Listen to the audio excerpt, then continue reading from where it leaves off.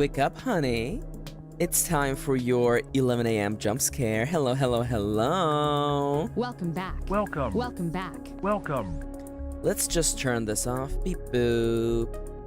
There we go. How is everyone doing today? Hello, friendos. Let me lower the music just a little bit. Hello, hello, everyone, and welcome to my show. Hello, hello. Welcome back. Welcome. Yeah, here we are once again. It's a Monday. It is a Monday, and we have a lovely. Oh, hi, Kitty. Hello, hello. We have a lovely week for you this week. If you haven't already seen it, my schedule for this week is up, and we have Variety Week. That's right, this week we have nothing but variety. Not two streams are the same this week. I am editing my novel today, as you already know, because you clicked on the thumbnail for this video.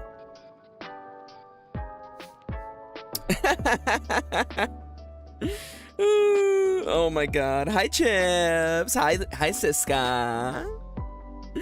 Had big post errands, big Burger King burger, no food lettuce. Yes. Thank you, Chips. Thank you. No honey mustard as well. Yes. So what's happening this week, by the way? So I'm editing today. Tomorrow, my good friend Nomia is actually going on a trip. So Nomia asked me if I could fill in for Nomia and pretend to be Nomia for one day. So normally Nomia likes to do drawing request streams. Well, tomorrow you get to request art from me. I'm gonna be doing art requests tomorrow on the stream. Yeah. Y'all, so who do you think wore it best, by the way? Who do you think wore it best, by the way?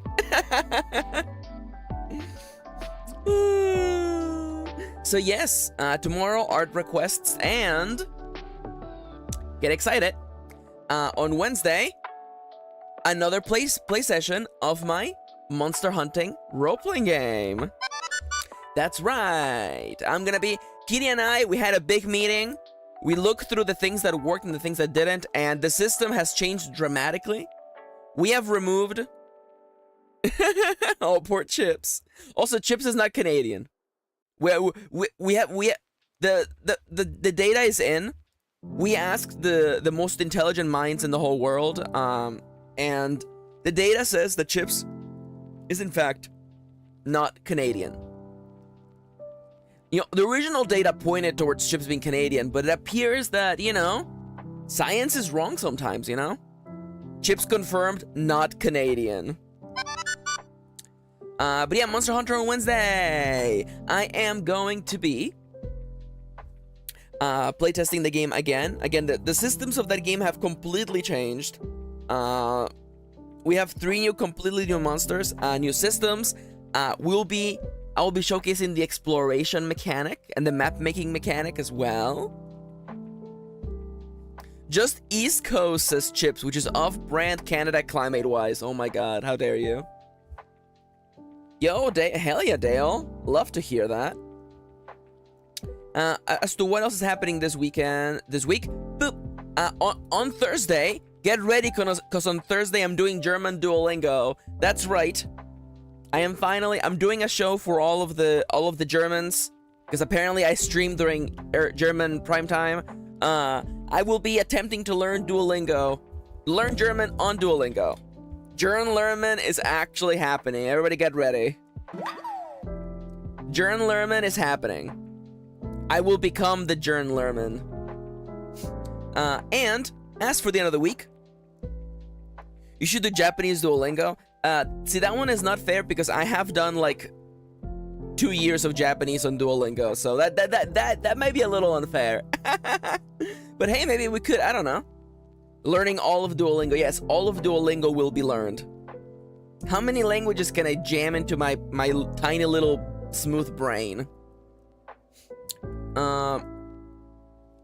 Other than that, of course, on Friday we will be returning to Pokemon Yellow silliness. We will be beating, for sure, we will be defeating Lieutenant Surge and doing the entirety of the Rocket hideout, I think. At Game Corner, I feel. We could also do Erica earlier, but Erica's high level, so we'll think about it. Oh crap, we have to do Rock Tunnel. We'll probably do Rock Tunnel.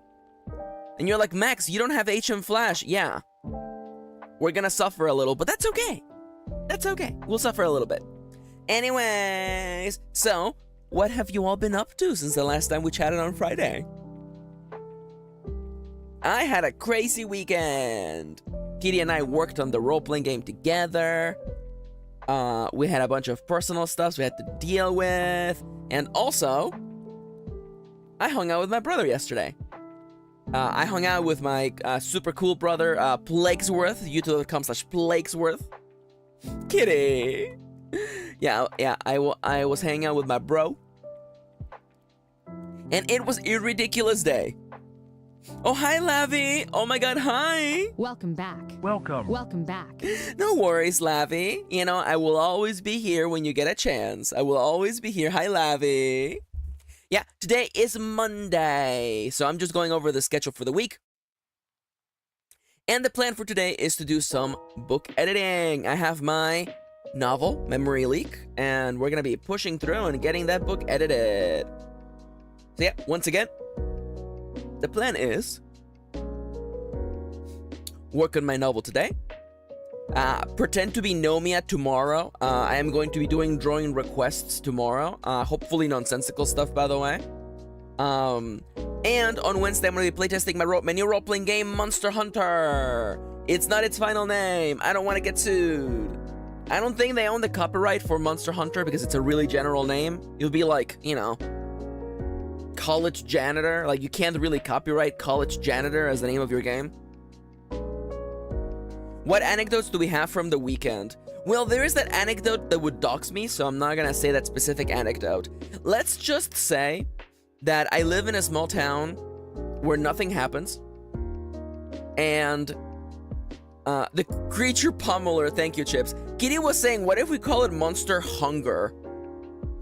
And I'm like, that feels a little bit too much like forgive me, like dollar store made in China, like alternative.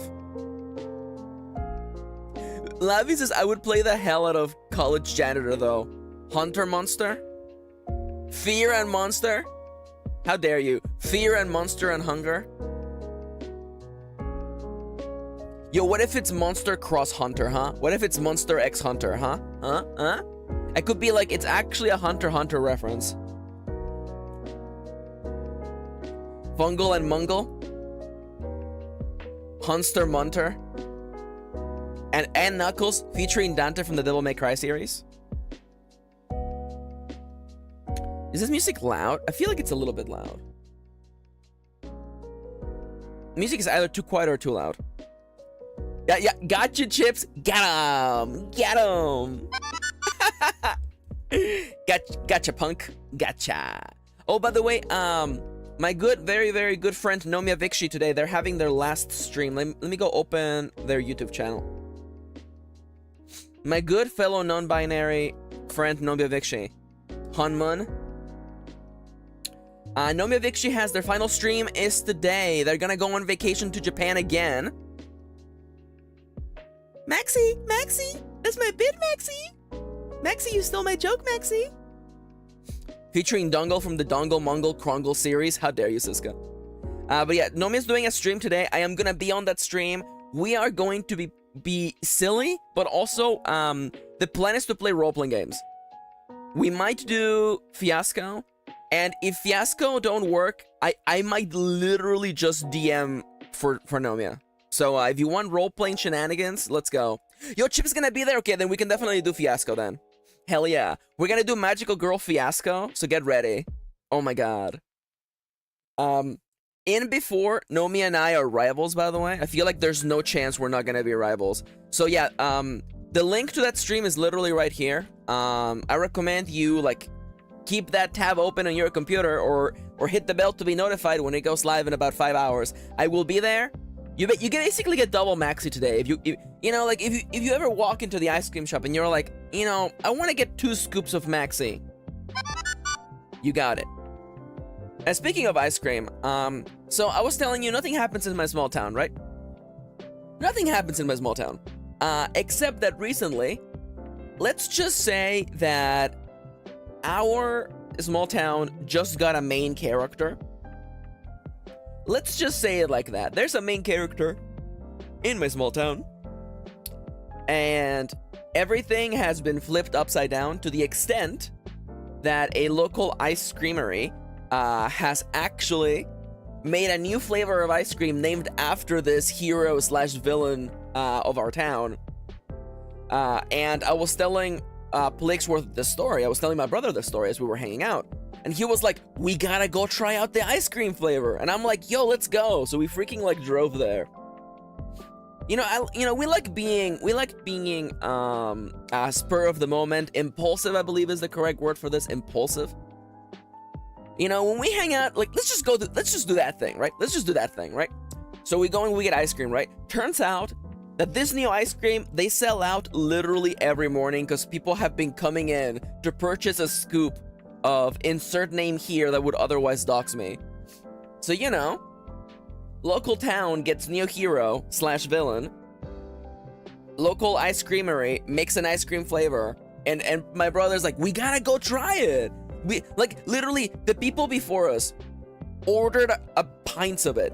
And then the guy after us was like, hey, can I get a case of hero slash villain? Can I get a case, by the way, of the All Might freaking ice cream?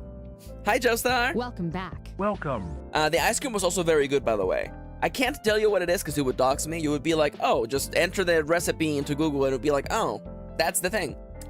It was very, very lovely. Yeah, oh my god, yes. Okay, so how do people feel about ice cream with chunks in it? Because I know some people, it's a texture thing, right? Some people are like, I want my ice cream,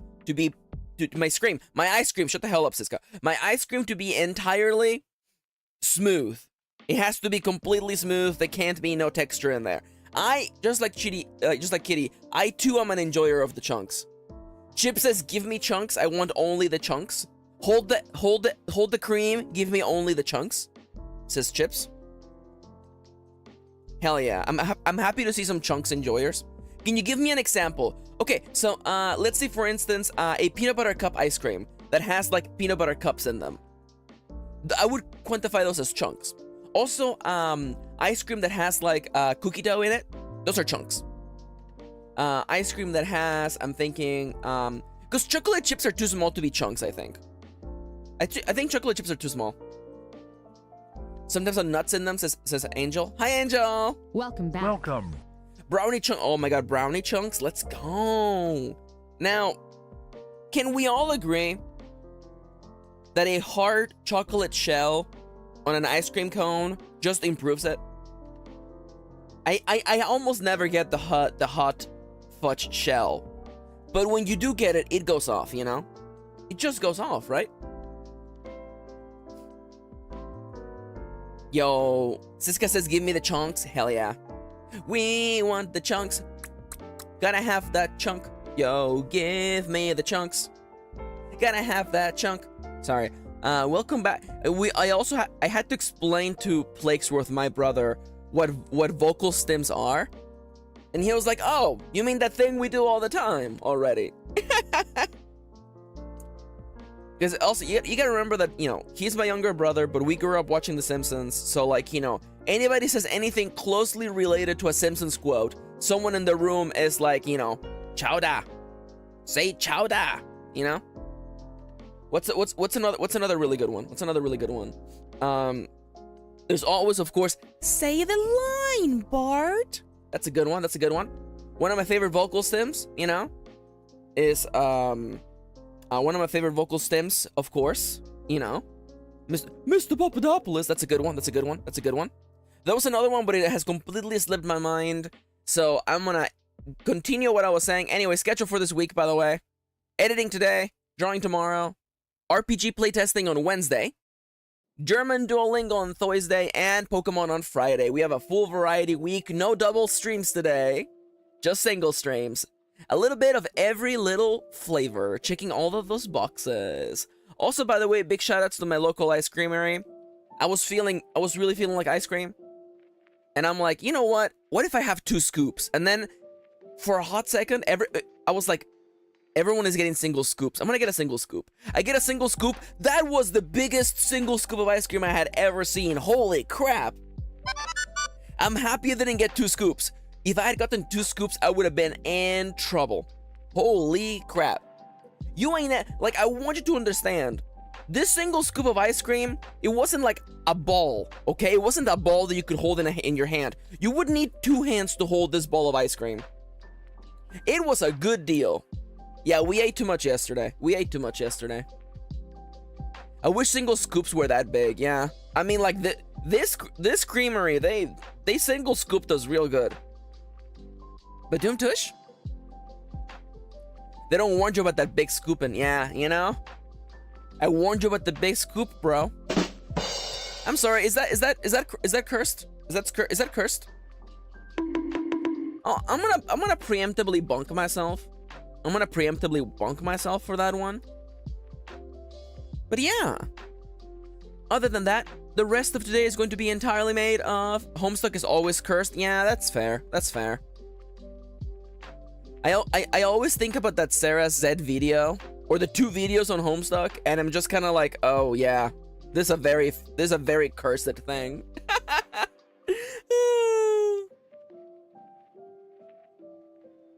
Oh yeah. Siska says in chat, Fanny, their sibling, and my cousin as well, said to me, "No, you cannot scoop me," and then said it was a FNAF reference, and I was sad Kendra wasn't there. Yeah, pro tip, don't let anybody take you to the scooping room. Don't let anybody take you to the scooping room. You don't want to get scooped. Don't get scooped, son. Son, gender neutral.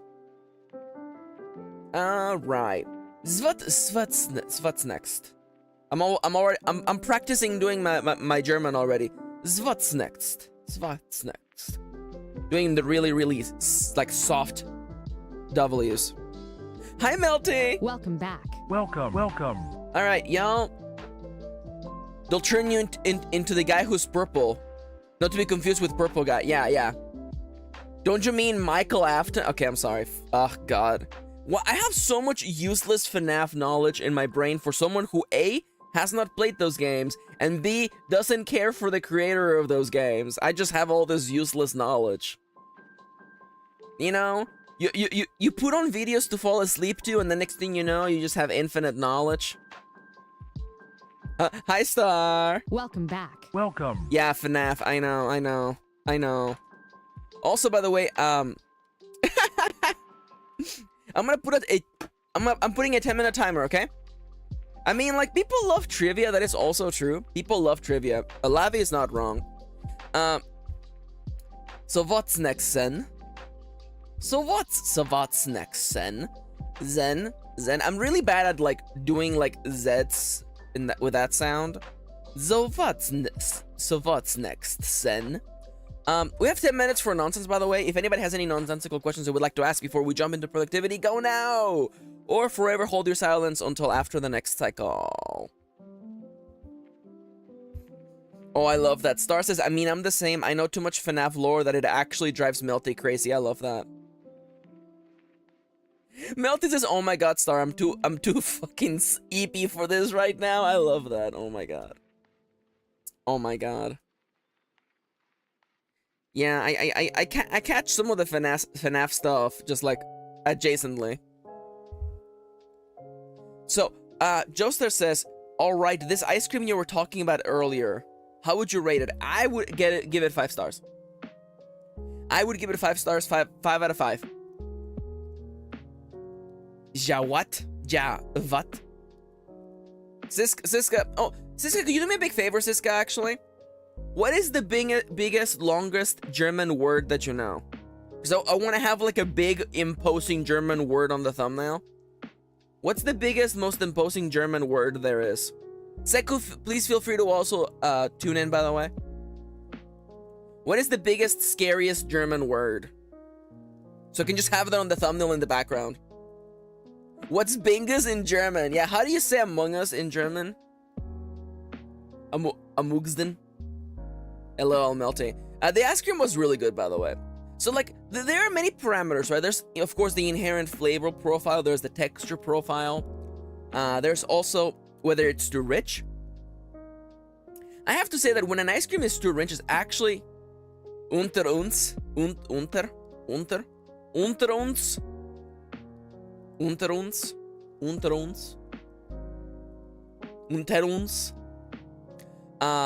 know, like some ice cream can be very, very rich. Main got the imposten is on Sosten. You want useful ones, right? I just want a big imposing word. I want to have a big German word in the background of the thumbnail. Oh my god, Melty. It's okay, Melty. You're good. It's like some ice cream is just too sweet and too rich, which means that you come out of it feeling like kind of gross, right? Schmetterling.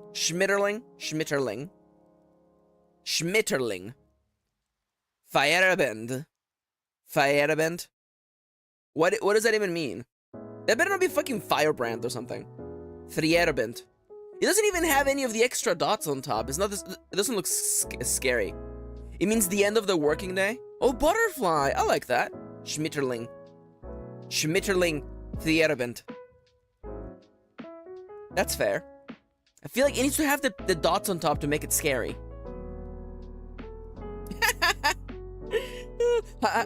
How would you say "oh no" in German, by the way? Like not direct translation, like the feeling of like someone saying "oh no." Like how would you? What would be like the local German idiom for "oh no"?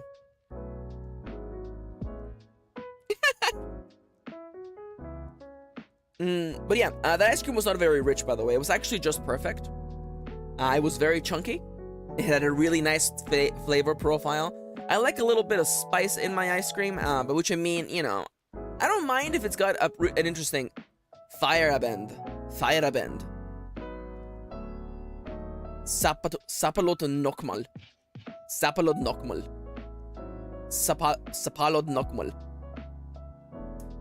I swear, you know, any of you could just be like, this is just suck my nuts in German. Sapperlot like that ding ver lichter. What the hell? What the hell does what? Ach du Grunniu. This is what it feels like when like I'm trying to make my character sound like they're fucking like an orc or something. Oh weh. Green 9, excuse me? Grun.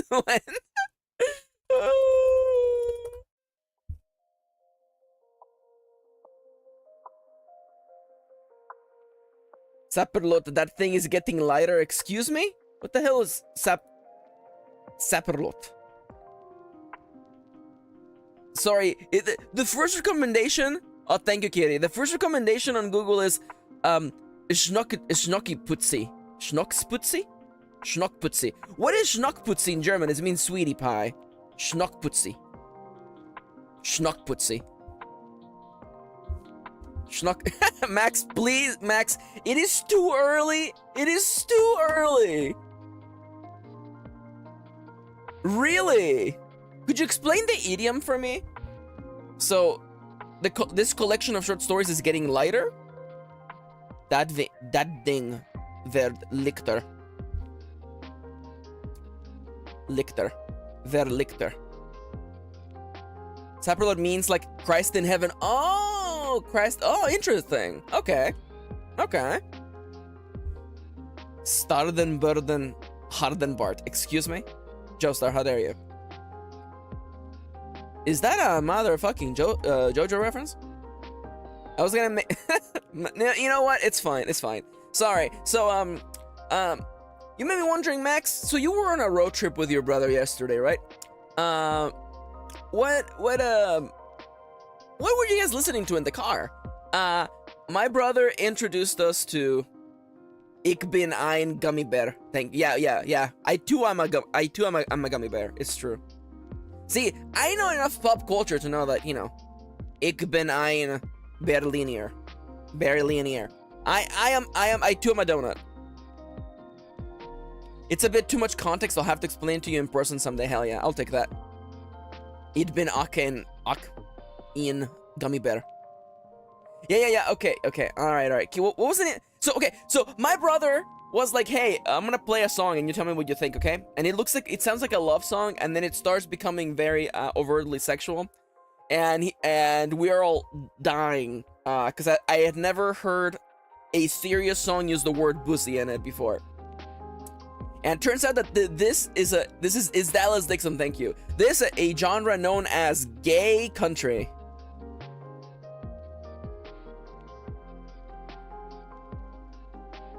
Is it good looking? No.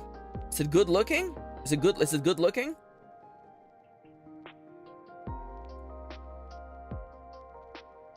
There's no way I can. It's gay country.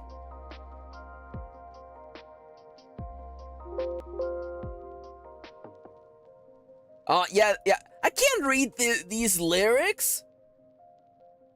What gay? Yeah, there's gay country music. Yeah, it's good looking, yeah. There's something about the way you look in my eyes. Like a starry night, you light up my sky. You lean in closer and my heart starts to pound. I hear you sigh. You know I love that sound. He's bouncing off my booty cheeks. I love the way he rides. I can hardly breathe when he's I can't say that. I can't say.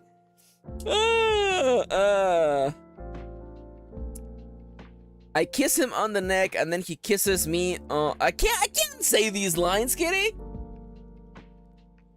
I call him daddy while I holler. I mean, like, you know, that, yeah, no, it escalates. And again, this song sounds like your classic, like, love song. Good for them, honestly. It's also kind of a bomb. It's kind of a bop, by the way. Stream demonetized. Yeah, I don't know. Again, I was really impressed by a song that just has the word pussy in it. I was like, yo, honestly, good for them. Good for them. Clapping sound effect, honestly. Let me on stream, I'll say them. That's way too spicy. Although I guess if there was a book where I could say the word pussy, it probably would be freaking Memory Leak. I need to hear the song. It's called Good Looking by Dallas Dixon. Feel free to put that on the side while I get to work. So go on, Siska. Go on. How would you say bussy with a German accent? Ava would say bussy unironically. Absolutely. Ava would say bussy for sure. So true, Chips. I feel like Adrian would be embarrassed to say it, but he would say it. Ziska says, you should always sing about the things you're passionate about, even if those things are bussy. Oh no, I can't. No. Siska, you have done this to yourself, by the way.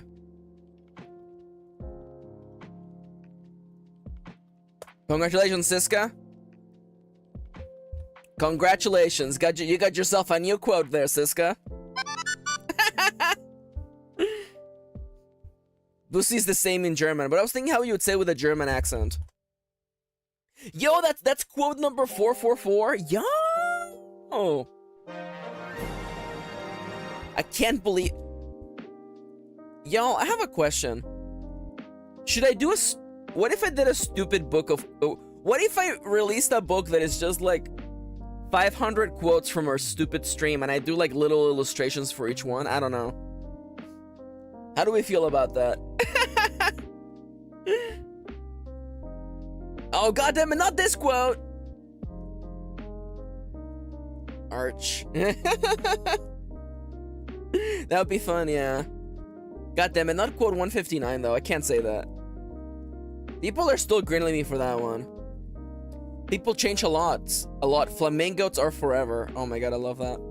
Do you want to play Dramatical Murder? Oh, we should do that. I like that. Kitty says like we should. I was trying to decide. I was thinking about trying to include them as freebies, like fortune cookies in our sticker packages. I love that. I can't go back to DD. What's wrong, Chips? I thought you were, you know, a god-loving adult. By the way, I would like to remind you, by the way, that the current goal on my coffee is actually to open my sticker shop. There's a few expenses that I still have to cover for that, and July was very stressful for me, so the money I was gonna put towards the sticker shop had to go somewhere else. So all of the support on coffee is currently gonna go towards opening my sticker shop. Any and all support is greatly appreciated. Yeah. Yeah, so if you want to see me open that sticker shop, consider supporting me. God honoring Christian woman are many words that don't apply here. I love that. I love you, Chips. Oh, I love quote 24. If you give a group of monkeys your credit card, they will eventually figure out how to order DoorDash. I love that. That's a good quote. You know, honestly, Kitty, here's what we do, Kitty, okay? We print all of the quotes on a sheet of paper, and then we just literally like cut them out like little strippies like you would get in a fortune cookie. There you go. You know, we just have like, you know, like wise words, you know? If you give a group of monkeys your credit card, they will eventually figure out how to order DoorDash. You can say, oh yeah, there you go. I forgot what was 420. The bog is full of free dogs if you're not a coward. That's a good Chips quote, honestly.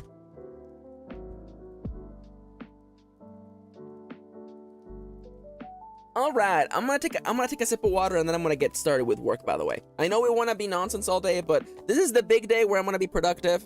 So productive I will be. If you're new to the show, or if you're watching the VOD and you're like, what the hell is going on now?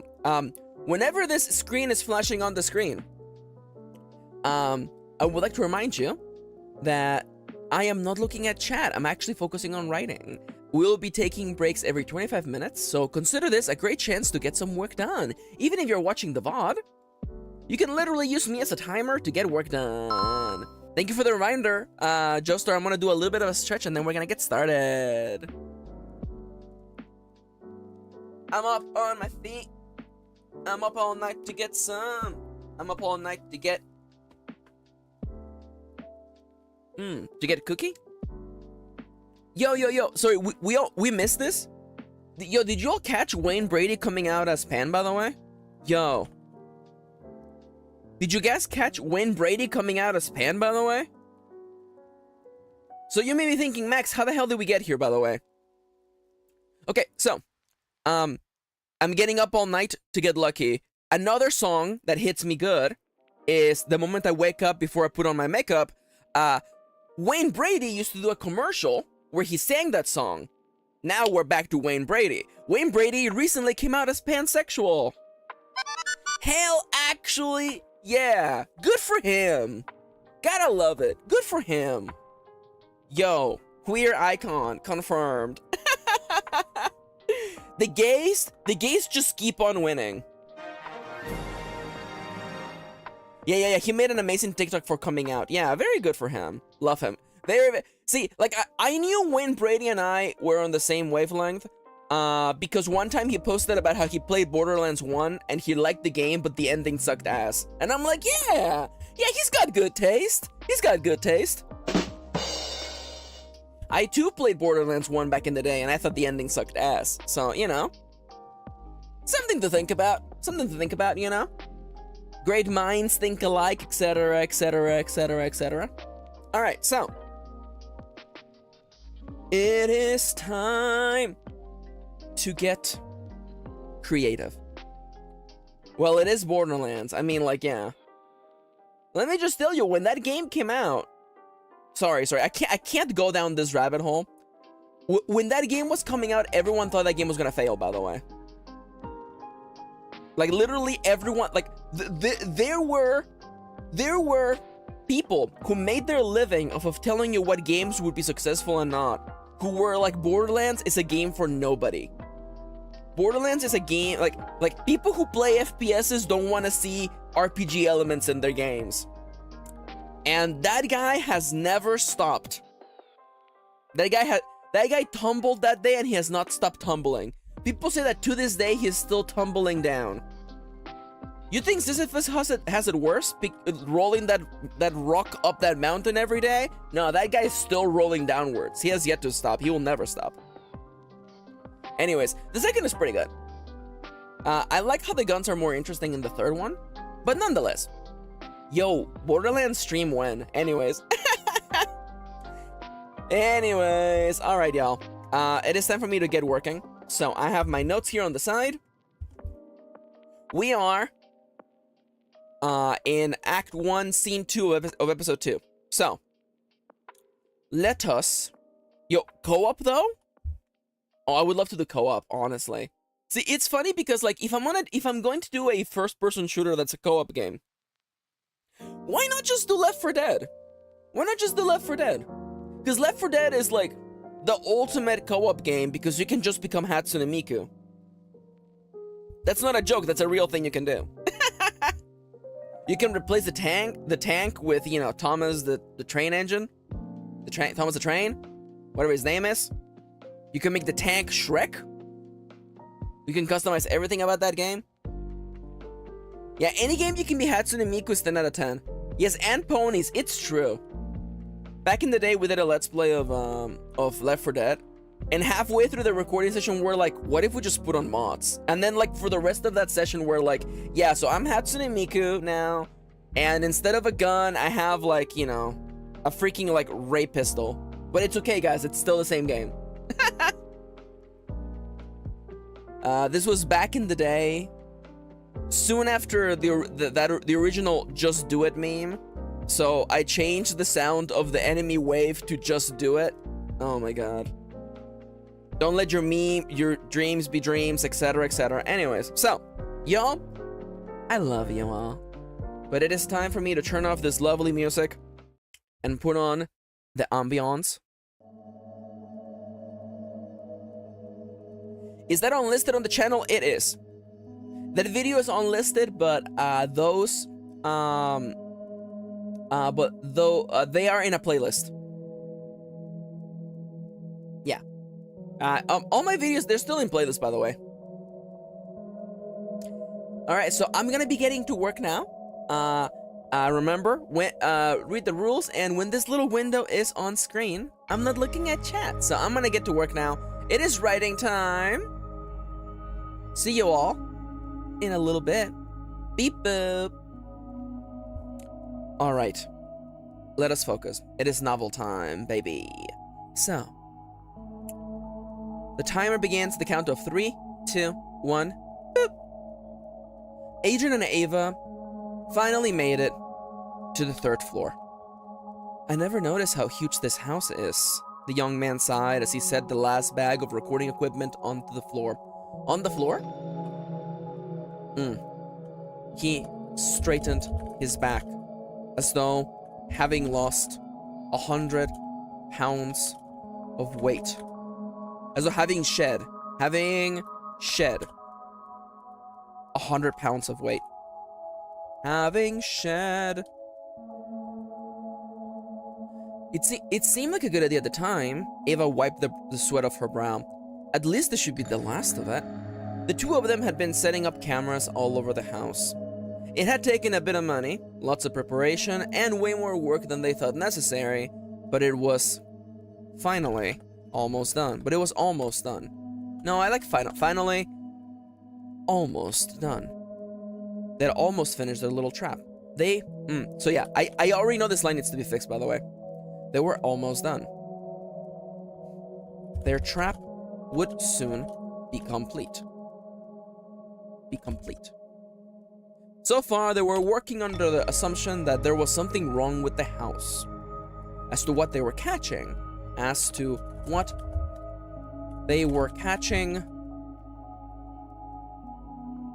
they were not entirely sure. One of them did not even want to consider what might befall, what might get caught in the trap. So far, they were acting. So far, the impetus for this ridiculous campaign, the impetus for this strange campaign had been the assumption. The impetus for this strange campaign had been the blackouts that both Adrian and Ava had been suffering from. Moments where they would blink their eyes and time would fall. As the and time would get away from them. As though a video. As though a video skipping forward to the very end. Although this condition was a troubling one, both young man and woman were focusing on their trap. We're focusing on their trap. The sooner they had answers, the better. So far, they were acting under the assumption that there was something wrong with the house. They had evidence for this, of course. Evidence for this. Back when they lived in the studio apartment, they had never suffered from these blackouts back when they lived at the studio or before they met. So, in that way, it made sense that the house was at fault somehow. As to how the house was causing that, as to how the house was doing all this, was doing this to them, they were still trying to figure that out. There were over the last few days, in the anticipation between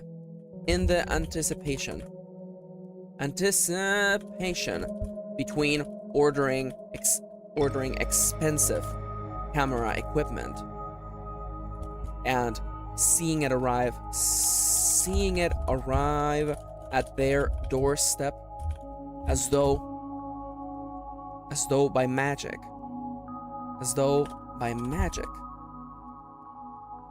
They had considered the possible mundane explanations for their blackouts. Sadly, no mundane answer sufficed. Were there gas leaks in the house? Not any they could find. Now, it says here, give 2 more examples of things that can cause blackouts. So, things that cause blackouts. Let's see, Mr. Google, can you please give us a little hand here? Is it monoxide? Monoxide poisoning. Okay, don't give me a phone number, Google. I'm just carbon monoxide, thank you. They had sensors for all kinds of things like that. Hence why carbon monoxide was also off the table. Carbon monoxide was also off the table. Neither Adrian nor Ava drank or did drugs. At least not with the kind of regularity that would facilitate, that would necessitate, not with the kind of regularity that would force blackouts to be so consistent.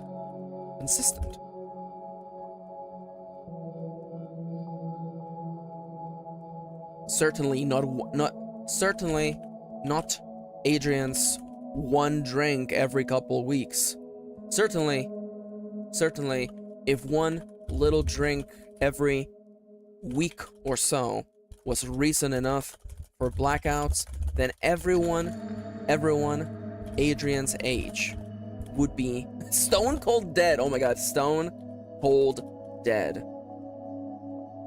That left only the left.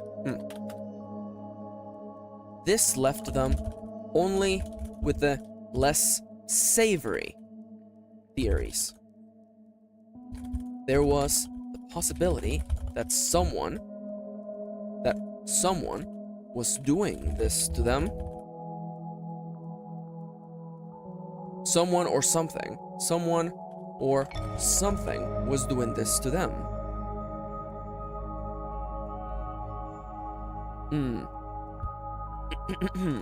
Adrian. Ava was a full-on believer that something external, something outside of their sphere of normality was the cause. Adrian did not think so.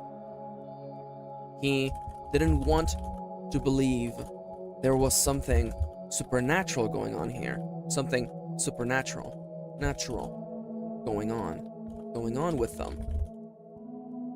Though, then again, he thought about the list that made, about the last item on that list. About the last item on that list. About what that would mean for them. And so, he followed Ava along. He helped her set up those cameras. It's a big paragraph, but I feel like that's just life. He helped her set up those cameras. They were going to catch.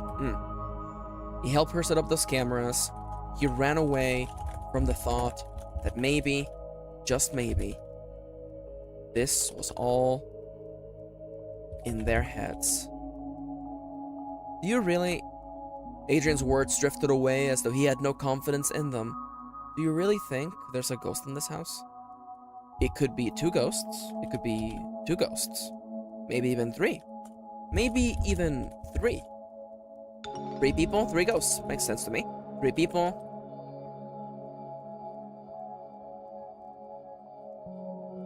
3 ghosts.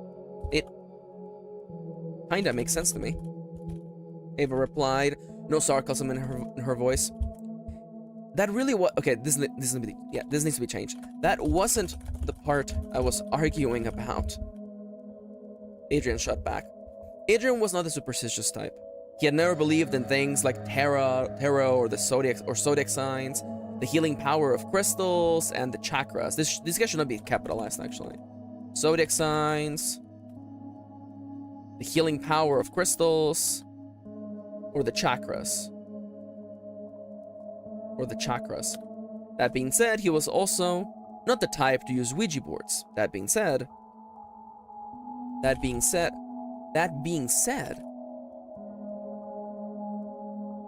just because he didn't believe in them, just because he didn't believe in them, I don't like the double negative.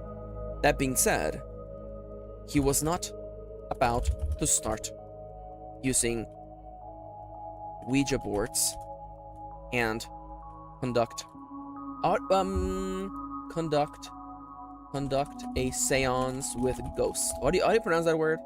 It is seance. So seance, okay, yeah.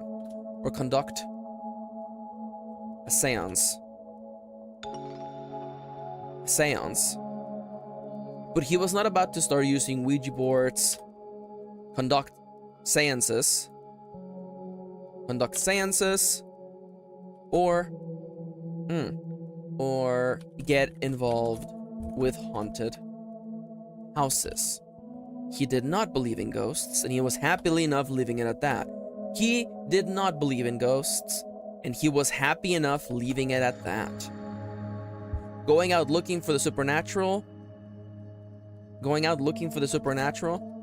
that sounded like a terrible idea. I'm strengthening the words in this line, by the way, just making them punch a little bit harder. Either you found, that sounded like a terrible idea. It really could only end in one of two ways. You either found nothing and wasted your time, or you found something. Or something found you. You found something, or something found you. Ooh. And your whole life changes. You might even meet with an untimely end.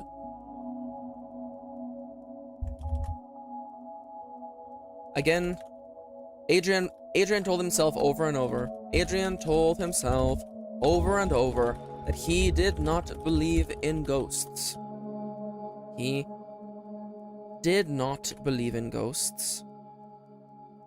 Because even if they existed, which they did not, even if such a thing did exist, he was sure they would be nothing like Casper the Friendly Ghost. Fuck Casper the Friendly Ghost. Together, Adrian and Ava emptied out the last of the bags, set up the final tripod at the very end of the last corridor, then the one that led to the hatch door, and the attic. Attic, latch door. Hatch door? Is it literally a hatch door? I guess it's hatch, not latch. Okay, alright. Whatever you say, internet. They had the digital camera hooked up, ready to catch any kind of movement and record it. Adrian was looking at the angle while Ava was double-checking the cables. Right when a funny thought made Ava laugh. Okay, let me reread that. Adrian was looking at the angle. Adrian was adjusting the angle of the camera. Right, you know what? Just forget about Ava doing the cables, okay?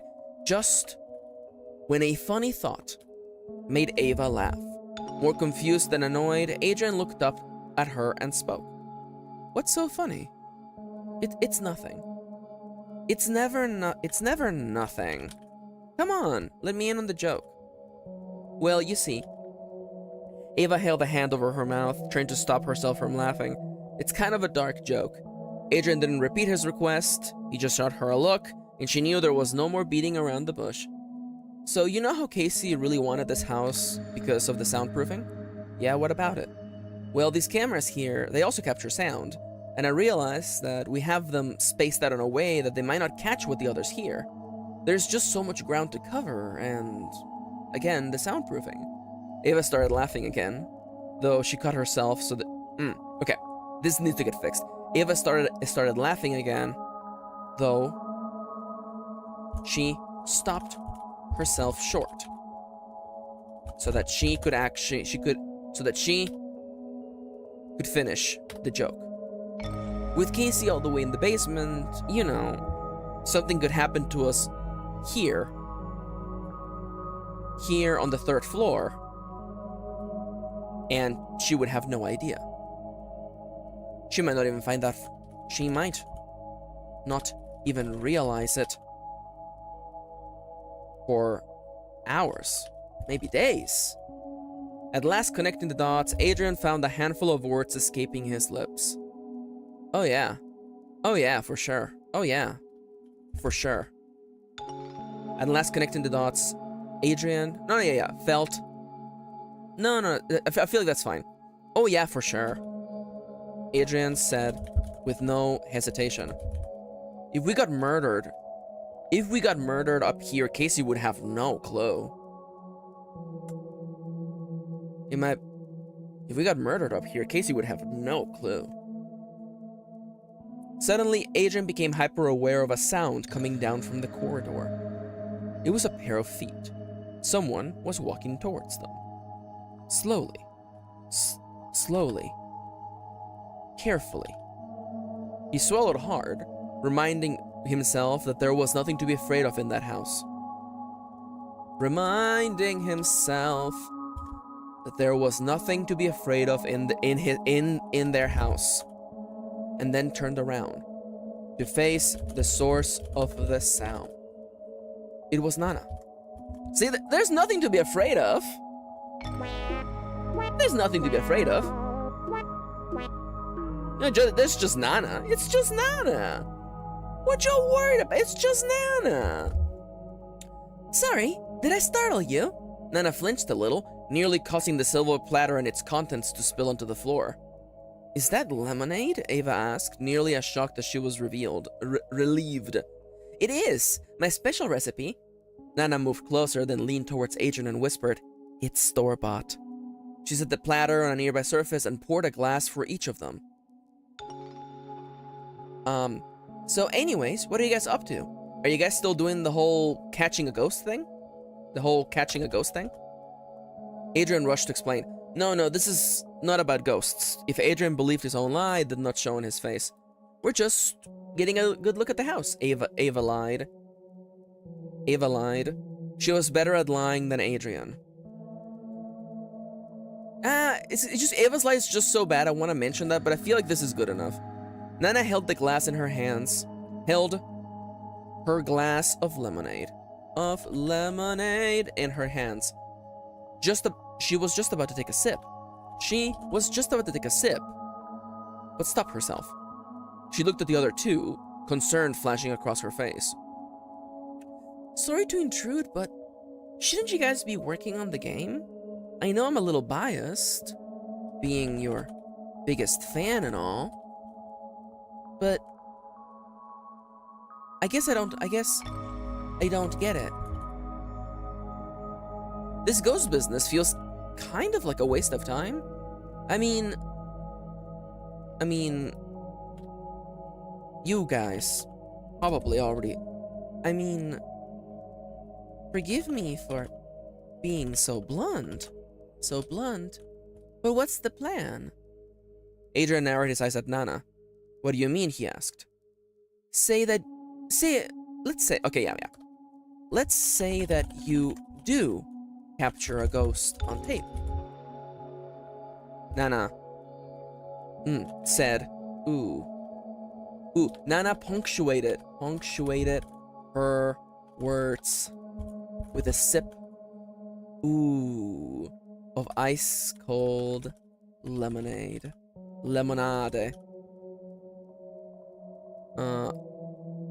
Let's say that you do capture a ghost on tape.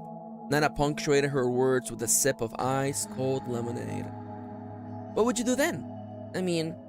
You're still living in a haunted house. Act 1, Scene 3. It was a rare occasion when Ava joined Adrian at his office. He sat on his desk as normal, typing away code and prose. This time, Ava was typing on her laptop, reading over Adrian's writing and editing the passages that needed work.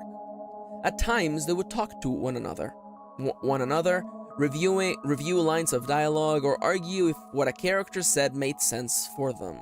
This back and forth felt almost like a dance to them. It was automatic.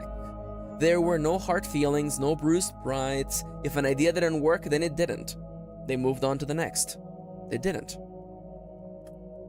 All there was left to do was move to the next. Move to the next idea.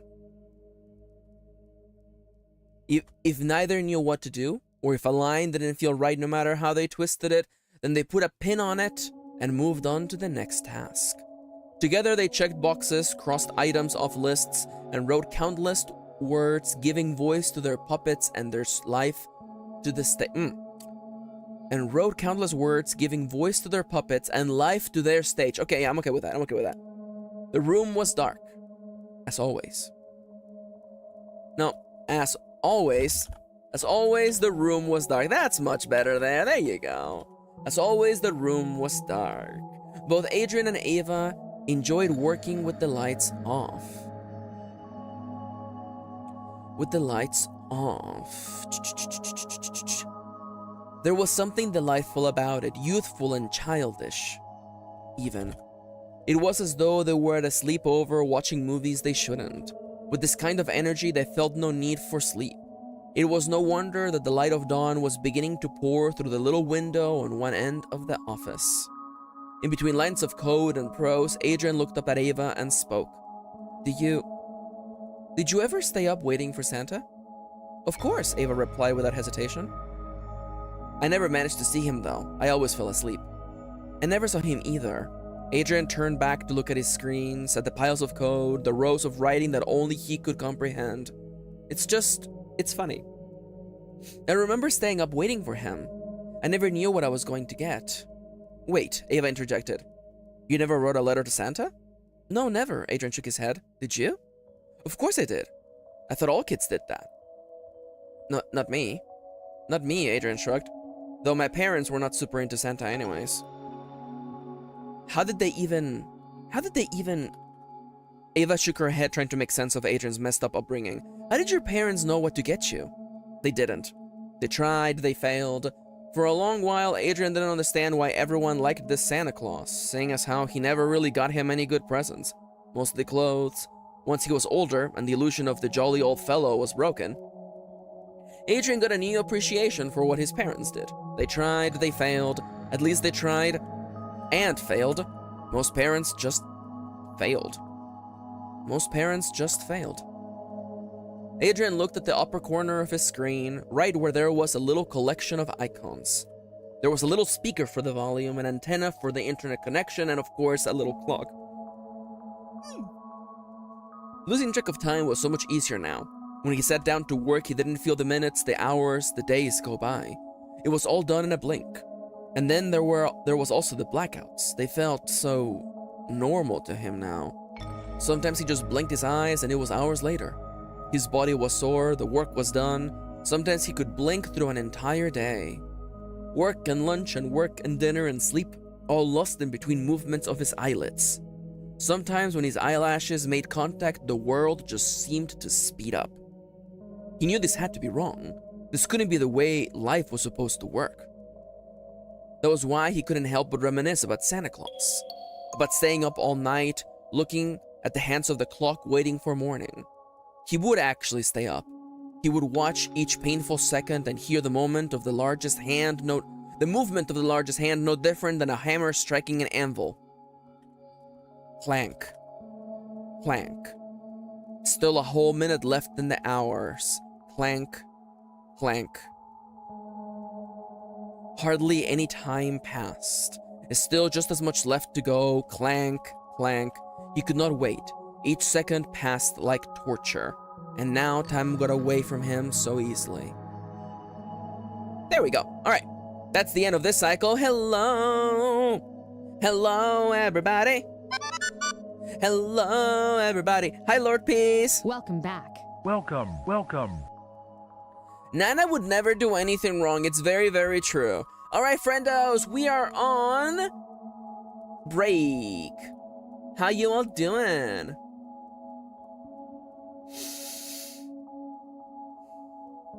How is everybody doing right now? Honestly, pretty good writing sessions, I'm not gonna lie. I hope I didn't buy too many crops this time. No, just enough, perfect. Yo, really? Yo, Seiko says that Calyx was visiting them. Yo, hell yeah, I love that. I'm EP trying to get some work done, says Chips. Yeah, I get that. I've been yawning the whole time. Melty's time to organize some house stuff, getting a little stressed. Well, remember to take breaks. Take time to just look away from the screen. Stretch a little bit. I'm gonna literally do that right now. I am throwing my headphones aside. I'm up on my feet. I have moved the microphone. The camera tracking is broken, but that whatever is fine. I'm stretching to the ceiling. I am. Oh, I love that. Seku says that the first hello was actually them. I love that. That's gay. I love that. All right, I've stretched to my sides. Now I'm gonna bend down and touch my toes. There we go. Thank you for the hydrate, Melty. That's the right attitude. Melty says no use stressing out about stuff I can't do anything about right now. That's the spirit.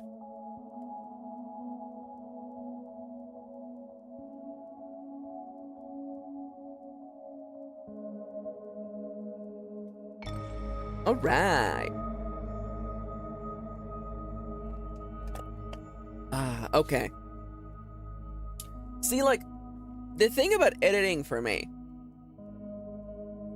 is that it often just boils down to going through the writing and being like, okay, is this line the best it can be? I read through it, and every time I get stuck, or every time I trip over my words, I'm like, okay, well, that has to be cleaned up. Because clearly, if I, the person who wrote this damn book, if I am stumbling through the words that I wrote myself, then I am definitely, everyone else is gonna stumble as well. Lavi says trying to be productive and applying to jobs as a disabled, which is a horror in itself. Oh yeah, in this household, we're very familiar with that struggle. But I gotta say, Lavi, I'm very proud of you for trying to be productive and brave and doing this scary thing. I'm very proud of you. Good job. Yeah, no, it sucks. It straight up sucks.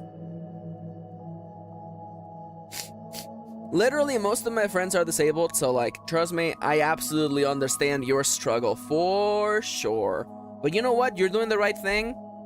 You're putting yourself out there, and as hard as it may be, know that at least this little gay is very proud of you. Alright, so this is what next. It's been really funny because I've been playing a lot of Monhan off screen.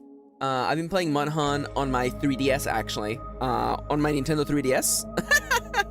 I've been playing Monster Hunter 4 Ultimate, and I've been having a blast.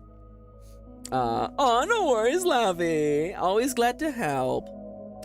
And I've been, because the hunts are so quick, I've been hunting monsters in between my breaks. So, like, as soon as the timer goes off, I get up, I stretch, and I just grab my 3DS and I do a quick hunt. I kill a Yayan Kutku, my favorite monster in the whole series of Monster Hunter, by the way. Let me get you a picture of this pink boy. Yayan Kutku. I love him! I love this pink boy! Is there any... I'm freaking... Look at this weirdo. Look at this weirdo pink and this trans-color bird, by the way. Look at this trans-colors bird, by the way. This is my favorite Monster Hunter monster. He's been there from game 1. He's actually the first actual hard boss you fight in Monster Hunter 1. I love him. He's just a big bird. He's just a big dumb bird. I love him. Ah! Satellite doofus, yeah. Oh, it's actually on my wish list. They made basically a case for your 3DS that has the Kutku looking like this. It's actually on my wish list if anybody wants to buy it for me. I love him. Look, he's so big and round. He's such a round boy. I love him. I feel very, very much love for him. He's the first monster that made me go, oh, this game is actually, like, pretty in-depth, actually. There's stuff happening in this game.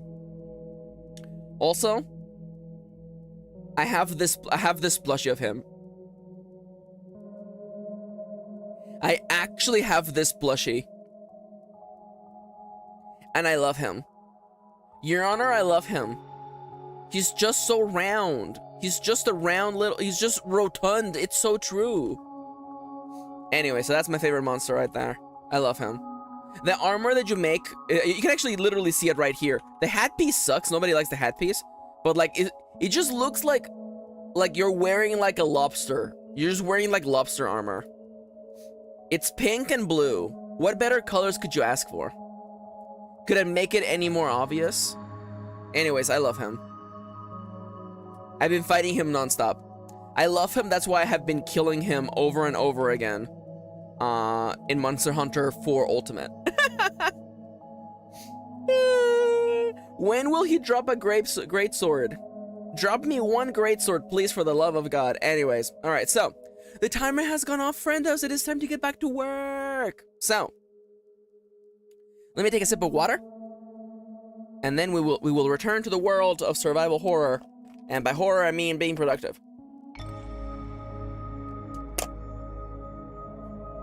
What is the most common cause of blackouts? I still have this tab open? Anyways, alright, so guys, the little screen comes back up. I am closing chat. I love you all. See you in a little bit. Beep boop. Alright, 3, 2, 1, go. Were you an impatient kid? Adrian asked. Always, Ava smiled. I could not wait to get out of school. They didn't let us have phones in school when I was little, so I had this wristwatch that I synchronized every morning so that I knew exactly. Excuse me? Exactly when it would be time for lunch. I felt like there was so much time back then. It's true, Ava nodded. She looked down at her tablet, drawing long and curvy lines that she would always erase moments later. What changed? What do you mean? There used to be so much time, and now there isn't. Adrian looked at his computer. He knew how much work he had left to do. He knew how long it would take him. He knew how much time he had to spend before the next time he got to rest his head on his pillow. Everyone has the same 24 hours in the day. Why does it feel like we have so much less? Without looking up, Eva spoke. Maybe we just grew up. Adrian didn't like that answer, in part because it was too good to be true, and in part because he didn't want to grow up. He didn't feel old. He hardly even felt like an adult. He wanted to believe that he still had time. He wanted to believe there was still hope for them, all three of them. Adrian got up from his chair, shot Ava a glance, and spoke with unusual confidence. When that young man wanted something, he got it. It's been long enough. We should go check on the cameras. Yeah, if Kitty wants to cut this, they can cut this. Act 2, Scene 1. It was a rare family dinner between the three lost souls. They were in the dining room, the curtains drawn. It was pitch black outside. It was pitch black outside. Dinner seldom happened at midnight. If at all. Even the neighbors had turned their lights off.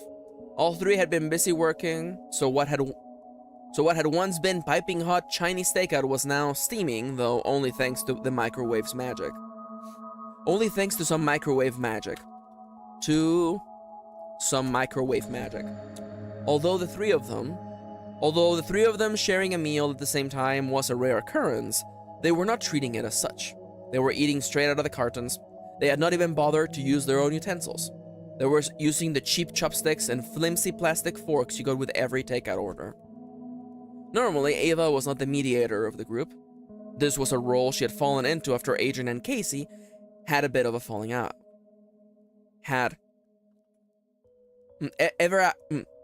This was the role she had fallen into after Adrian and Casey had their big argument. Their big argument, and the fallout. They had not fallen out, of course. They had yet to fall out of love. To fall out of love. There was no actual bad blood between them. They were just a pair of sore hearts. Ava got that. Her heart had the scars of many moments like the one she was currently witnessing. She was sitting between the two of them, as though a pole keeping two ends of a fence standing upwards. Casey and Adrian did not talk to one another. They hardly even asked for anything. She was grateful. Ava was grateful. that they were not playing that awful little game where they asked her to tell the other to do something. They loved her too much to actually put her between them. In this way, they shared a quiet dinner, or at least it would have been a quiet one, but Ava hated the silence. Okay, yeah, this is a bit of a switcheroo that I don't like. In this way, they shared dinner together. It might have been a quiet one. It might have been a quiet one too. Had Ava not hated the silence. She needed stimulation. She didn't want to take in the details. She didn't want to look at her loves and see all the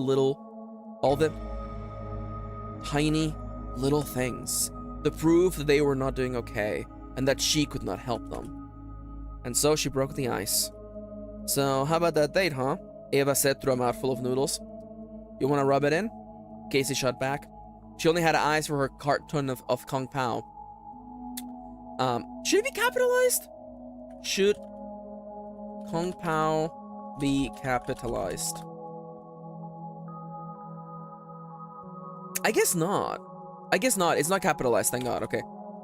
Her carton of Kung Pao. She picked at it slowly with her chopsticks. "Go ahead, make fun of me. You already know how it went." Which is to say, badly. Ava turned to look at Adrian as though he was the audience of her own little talk show. Of her very own little talk show. Sadly, the audience did not laugh or clap or cheer. He just silently took out forkfuls of fried rice and washed them down with cream soda. "So tell me, Casey," Ava leaned into the TV host persona a little too hard. "How exactly does one have a failed one-night stand?" "Drop it, Evangeline." Sorry, Ava smiled. Then she leaned closer to Casey and whispered softly, "Sorry it didn't work out. Want to cuddle with us tonight?" Casey did not look at Ava. Instead, she looked at Adrian, who appeared to be ignoring their conversation. She held her gaze for a moment too long, hoping he would make eye contact. What was he hoping to see in his eye? What was she hoping to see in his eyes? She wasn't sure. What was Casey hoping to see in his eyes? She wasn't sure. She just wanted to know he didn't hate her. She would have loved to cuddle with him. Her own bed felt so empty. But if he was not ready to have her, then have her. But if he was not ready to have her, then she was not going to rush it. Rush it or force it. She wasn't sure if she deserved it anyway. She looked away, ashamed that she was once again. She looked away, ashamed that she was. No, you know what? She wasn't sure if she deserved it anyway. And so, she looked away, ashamed of herself. It was then that Adrian looked up. He hoped she would meet his gaze. He had questions of his own. Fears that were rusting his armor away. What a good line. He wanted to know things were okay between the two of them. Okay? Between the two of them. The two of them. But he wasn't sure. She couldn't even look at him. Had he messed up so badly? Gosh, you two are so cute. Both Adrian and Casey looked up. For a second, they thought the other had spoken, but that wasn't the case. It was Ava. She had noticed the details. She knew those two were suffering for no good reason. And she wanted to help. She thought humor would alleviate their pain, as though aloe on a burn. As though aloe a burn. No, as though aloe on a burn. Drop it, Ava. Drop it. Drop it. It did not help. There came a sound of a chair moving. It was Adrian's. The young man got up, taking his carton of Chinese takeout and his can of cream soda. Taking his carton of Chinese takeout with his can of ice cream soda and exiting the dining room as he spoke. "I think I'll get back to work. I'll finish dinner at my desk." And just like that, he was gone. Tutu. Things are gonna get spicy. Look away. Casey stepped out of the shower. Steam clung to the mirror in front of her. All she could see was a blur shaped like a person that almost looked like her. Her dirty blonde hair was devoid of its usual volume. It clung to her face like a wet rag. She quickly reached for one of the towels on the counter and began drying her body. First her face, then her hair. Something bothered her about her reflection, about that blur that mimicked her movements. It made her think. It brought unfortunate thoughts to her mind. It made her angry in the way she hated most. Anger at someone who reminded her of herself. The kind of anger that was a badly masked projection of one's own fears. She had done things she regretted. She had hurt people she didn't mean to. All she did was shoot her anger out of her like a liquid fire. Because if she could put down the people who reminded her of her own inadequacies, then she would be warded from a similar treatment. Of course, this was not true. She was human, fallible, and perpetually caught in the flurry of life. She was going to make mistakes. She knew there was no escaping it. Just like she would one day grow old and her tattoos would grow faint, so would her mistakes. She would fall and hurt others, and hopefully learn something new along the way. This was an inescapable truth, and she hated it. Casey reached with her hand and wiped the steam off the mirror. The blur was gone. In front of her stood Casey, the real Casey, the one who was human, fallible, and continuing to make mistakes. "Why are you staring so much?" Casey said, not to herself, but to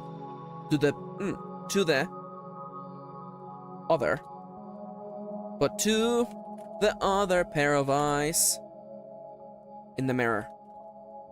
In the reflection?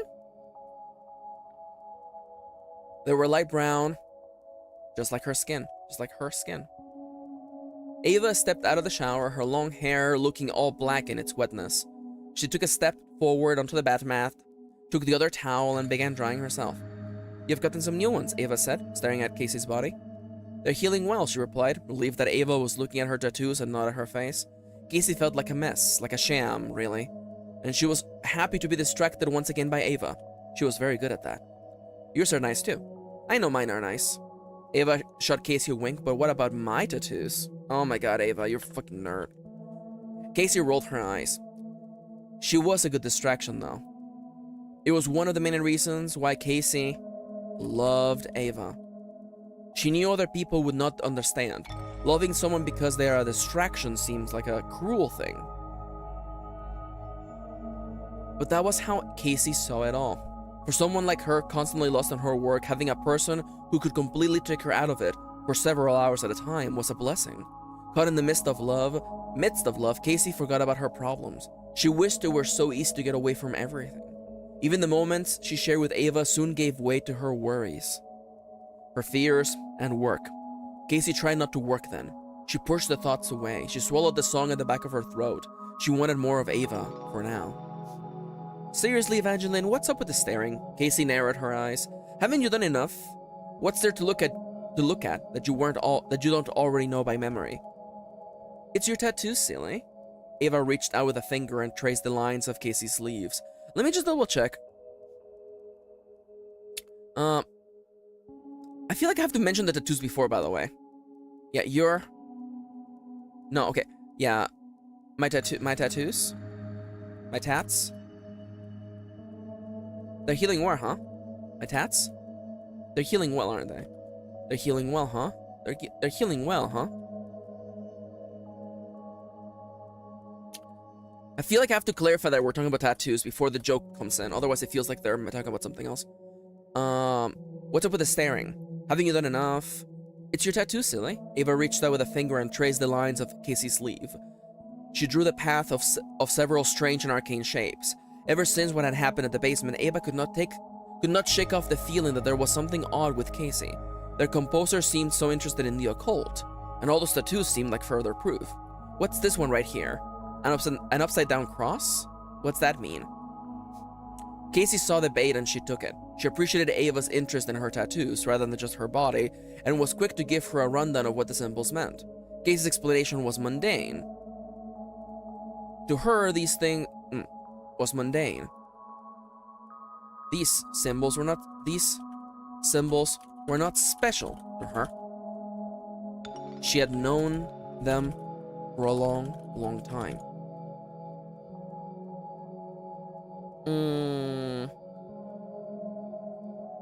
Okay, what is this? Okay. Sign of brimstone. The Leviathan cross. Thank you. For a long time. The Leviathan. Ooh. The cross.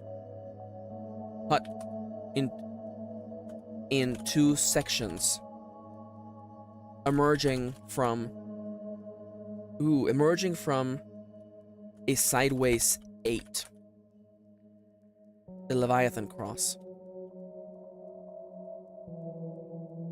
The Leviathan cross.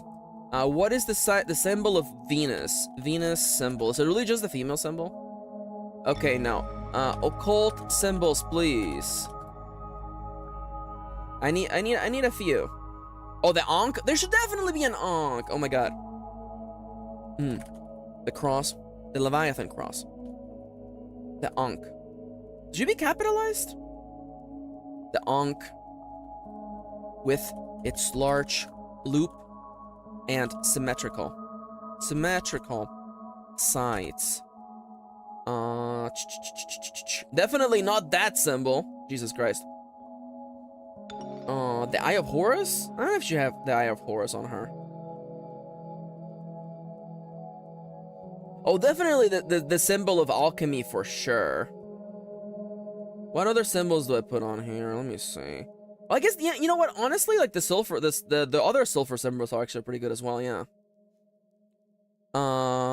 Symmetric. With its large loop. And cross-like sides.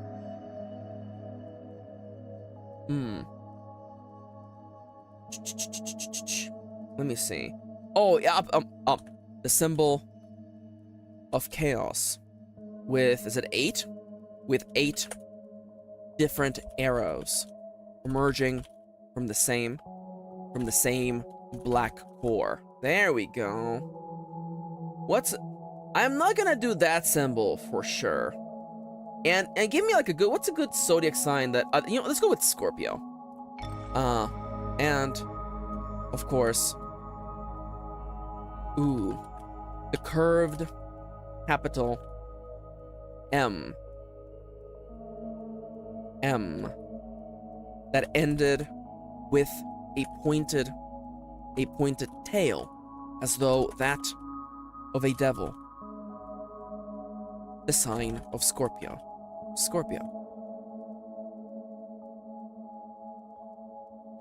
Those were only, there were more. And, there were more. And Casey knew, and Ava's curiosity was not so easily satiated. And so, Casey then told her about the creatures painted on her sleeve.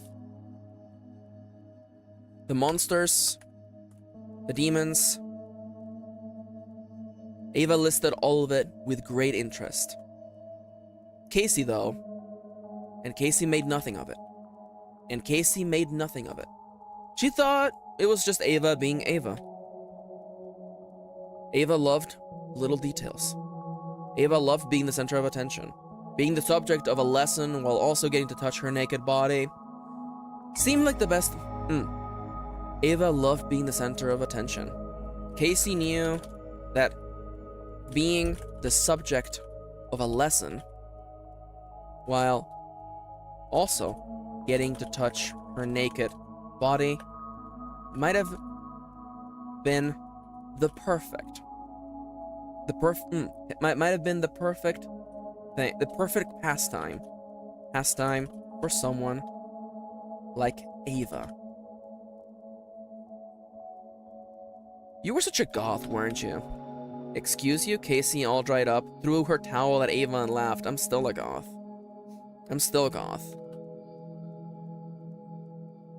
2-3. In a dark room. Oh, let's go! It's time for In a Dark Room. In a dark room, there is only a television set. The round form of the screen is dull with time. Its faux wood exterior has seen use and abuse. Its knobs, that should be the possessive its actually. Its knobs on the front could not move even if you tried to pry them off. There's nothing else in this room. This is all that you see.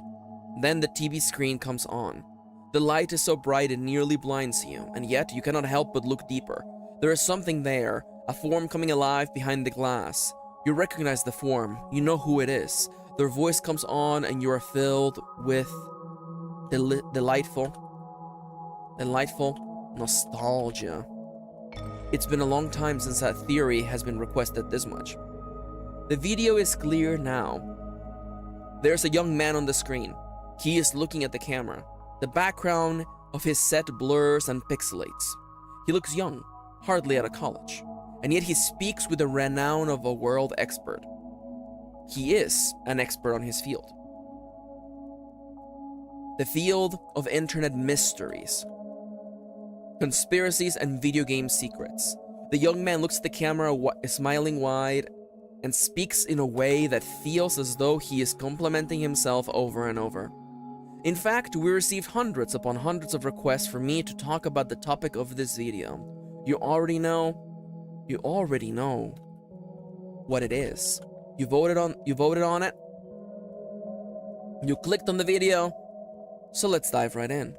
The screen flickers. The young man is gone. Instead, the video now shows the image of a crown spinning in the darkness.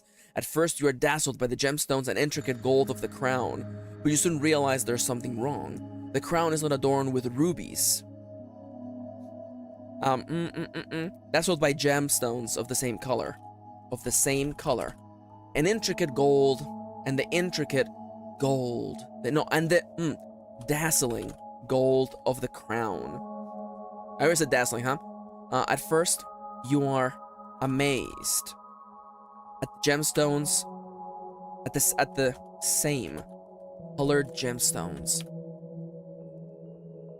The same colored gemstones and the dazzling gold of the crown. But you soon realize there's something wrong. The crown is not adorned with rubies and nothing else. It is stained with blood. The red of those gems is not natural. They are stained with blood. The points of the crown are matted with grime.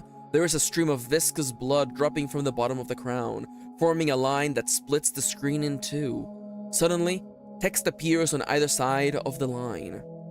New game. Continue. New game. Continue. This is the main menu of a game you remember. It is called King Lear. Though even if you didn't know, you would not have to wait long to find out. The young man's voice comes on again. His commentary cuts through the B-roll, reminding you that you are in fact watching a video. Everything on the other side of the glass has already happened. Nothing can hurt you. That is, unless you let it. King Lear. Love it or hate it, this game is something else. You know, I would normally spend this part of the video telling you about this game, how this game came to be, but you already know. Everyone knows about Starling Games. So let's instead talk about the real meat and potatoes of this video. That's right. It's time.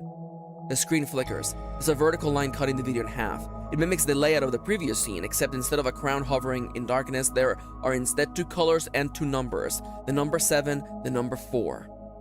Normally, I would call these theories. But we can all agree that 7-4 has become a full-fledged conspiracy.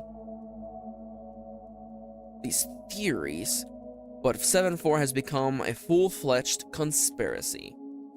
The screen cuts to a video of internet posts arranged as though a collage. Each image shows proof of something greater, something stranger. Where do we even begin? Even King Lear is not the beginning of the conspiracy. We know that for sure. Yes, I know some of you will argue with me, but you are wrong.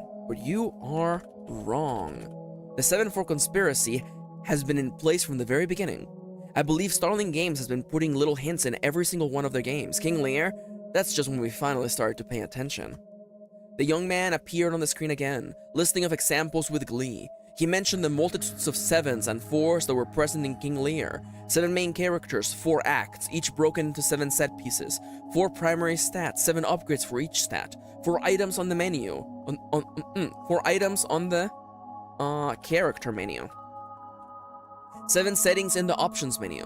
4 cross swords in the emblem of, oh my god. How about we just drop that? 4 crossed swords in the opening sequence. 4 crossed swords in the opening sequence.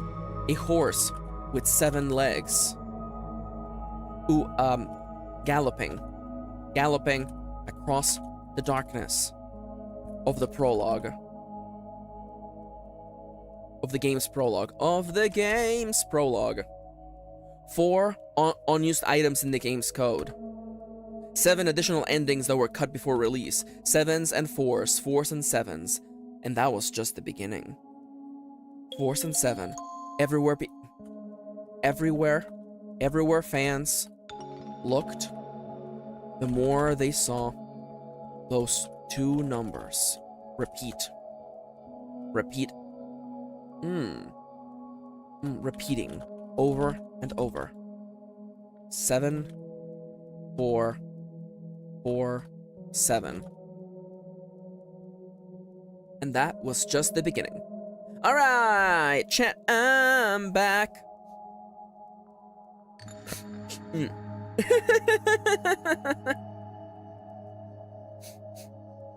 Yo, Melty! That's right. That's right, Melty. That was, in fact, on purpose, yes.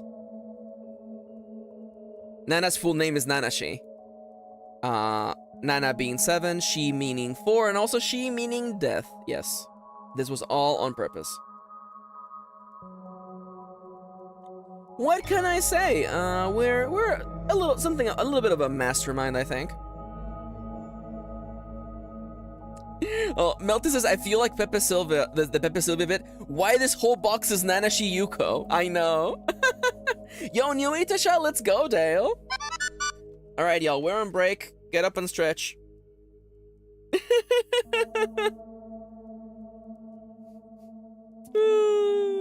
Oh my god. Oh my god.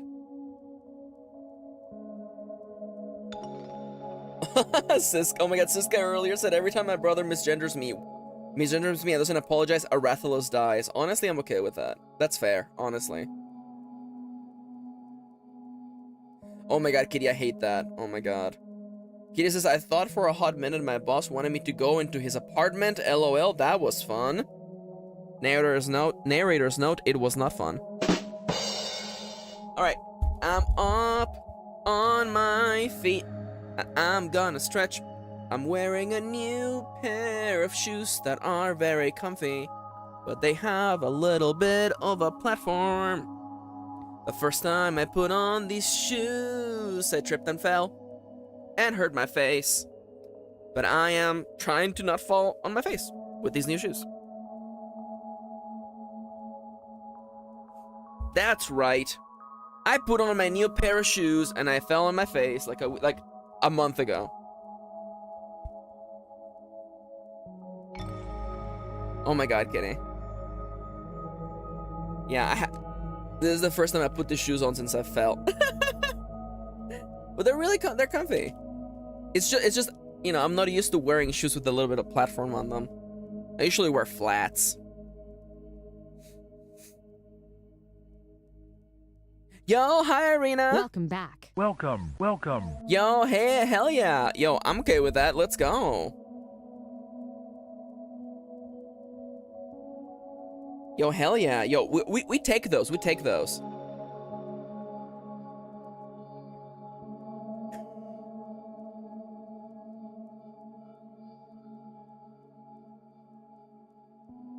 All right. Okay, so the plan for today So as I mentioned earlier, by the way, do I still have that? No, I don't have that.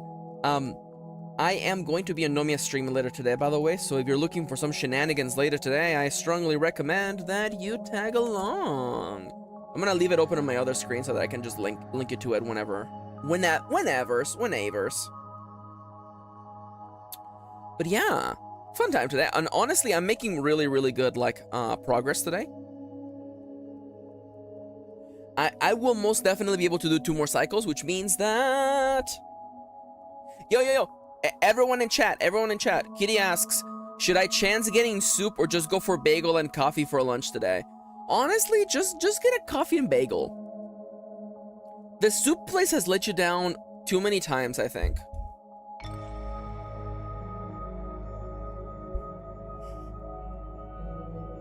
See, Seku agrees with me. You know I always vote bagel. Seku is a notorious bagel enjoyer.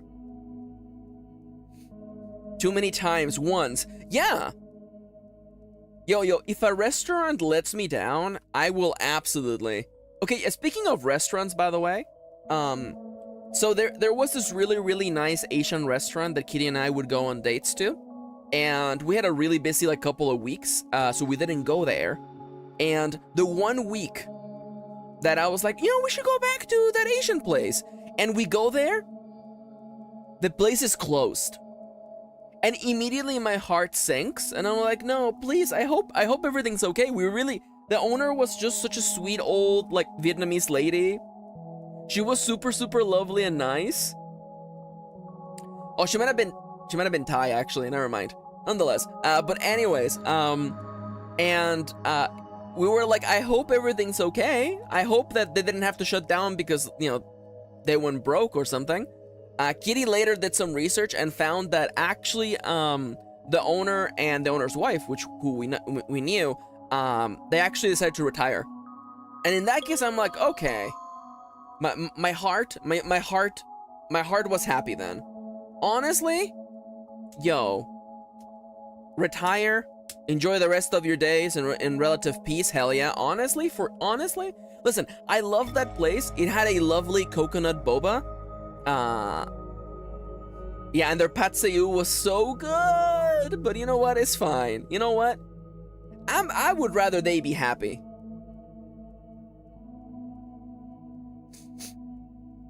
Oh no, I hate that melty. Oh my god. Yeah, it's really funny because there's this crepe place that Kitty and I go to on our Saturday date. Oh, what? Oh, come on, Max. Your wife lets you go on 2 dates? Yeah, the cook at the crepe, that's what I was getting to, like, the cook at the crepe place that we go to. They're Japanese crepes, by the way. The cook knows our order, God. And I actually switched it up for once.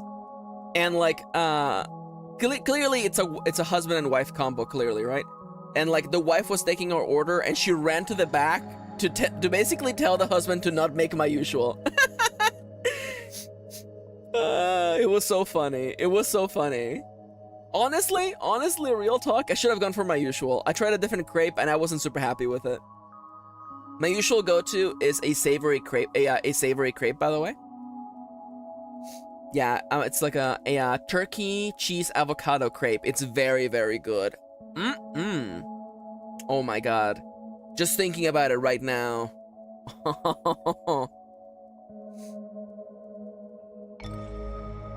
Yo, I love that melty. Aw, chips. I know I hate that. Back when I lived with my family a long time ago, there was this Chinese place that we would go to, and we went there so often that, like, the owner would just, like, you know, like, bring us extra food and stuff. And, like, the owner would legitimately call my mom and my fucking dad, like, cousins. It was actually really, really sweet and wholesome. The lady was so nice too, honestly. That place had a killer duck soup. Oh my god. Okay, wait, hold up. Drool emoji. Drool emoji. Give me like a good... Can I get a gif, please? Can I get a gif of someone drooling, please? This is good enough. This is good enough. This is legit. This is legit me thinking about that duck soup. Oh my god. That duck soup was fire. Oh my god. Some days I wake up in the middle of the night and I think about that duck soup. Sometimes when I'm lonely, I sit and think about him. Pictured. Chinese duck soup. Anyways. Alright, so. It is time for us to return to the world of survival horror. I would like to do 2 writing cycles, so guess what? 1 more, and then 1 last one, and then we're out of here.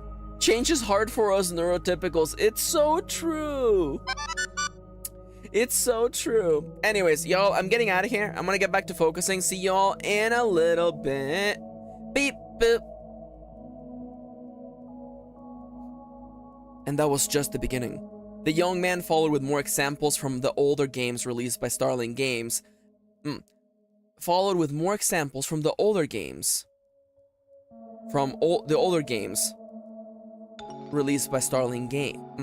Okay, this definitely needs to get fixed. The young man followed with more examples dating back to the early days of Starling Games. Back when they were making things on Ren'Py and RPG Maker, even as far back as their very first release. Back when they were even in these early hours of their career, the signs were there. 7s and 4s, 4s and 7s, 7s and 4s, 4s and 7s. It looked like madness, but it controlled madness at that. Humans were very good at finding patterns, almost as good as they were willing to walk to the edge and stare into the abyss. Curiosity drove humans to do strange things. Brush broken glass against their skin, set up cameras to catch ghosts, count the number of 7s and 4s attempting to find an answer to a question that didn't exist. To a question?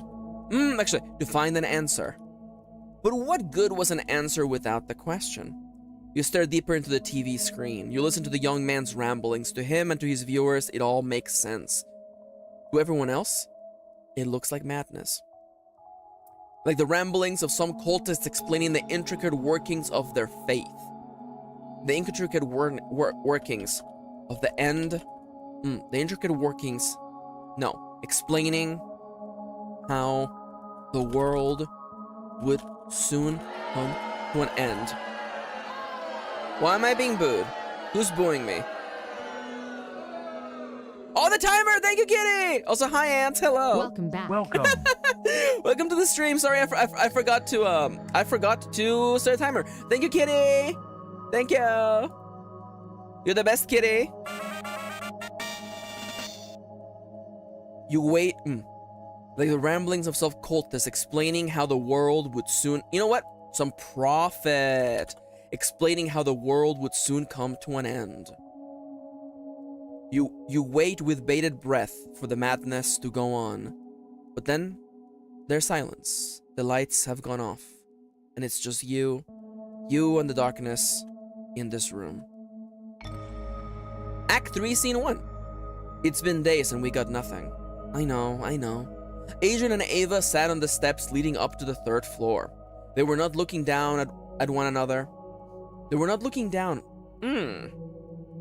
They were not looking at one another. Instead, they stared into space, as though 2 kids waiting for their parents to come pick them up from school. The seconds ticked on by painfully. Painfully, as they considered the failure of their quest. Maybe there's something wrong with the cameras, Ava noted. Like what, though? Adrian shrugged. We double-checked everything. We have the files. You looked through them. I looked through them. There was nothing. You sound relieved. Ava's brow furrowed. I mean, yeah, no ghost means this house is unhaunted. That's good news. Yeah, I guess. Ava looked down. There was something she wanted to say, though she knew the two of them were thinking it. There was something she wanted to say, though there was no need to say it out loud. They were both thinking it. They were both thinking it. A list. Adrian and Ava had written a list of the possible reasons why they were suffering from the blackouts. On the top of the list was the house, and within the house came the topic of ghosts, spirits, and all kinds of supernatural nonsense. If the house was safe, and there were no ghosts, then that meant they would have to move on to the next item, and then the next, and then the next. Adrian thought they would eventually cross everything but the last item, because he didn't really believe in the supernatural. Adrian didn't believe in the supernatural, so he was convinced that they would cross everything, except for the last item. Adrian didn't believe in the supernatural, so he was convinced that they would eventually cross every single item on the list. Except for maybe the last one. Sooner or later, Adrian and Ava would have to look at the last item on the list. And ask themselves the hardest question of them all. Are we crazy? Are we crazy? I hate this, Ava said under her breath. I know, me too. Adrian leaned on Ava's shoulder. He rested his head against hers, letting the smell of her take over him.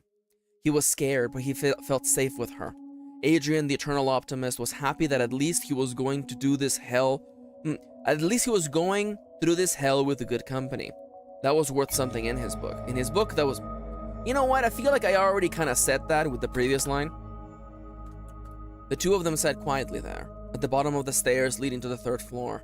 Was it at the bottom of the stairs? Rewind. Okay, they were at the bottom of the stairs. Perfect. They were neither on the second nor on the last floor. It was in this transient place. Let me reread that again. The two of them sat quietly there. Sat quietly at the bottom of the stairs leading to the third floor. They were neither on the second nor on the last. In this transient place, they thought about their next step. If ghosts were not the problem, then they would have to move on to the next item on the list. Was there some sort of demonic presence of the house? No matter how ridiculous it seemed. Ridiculous it seemed.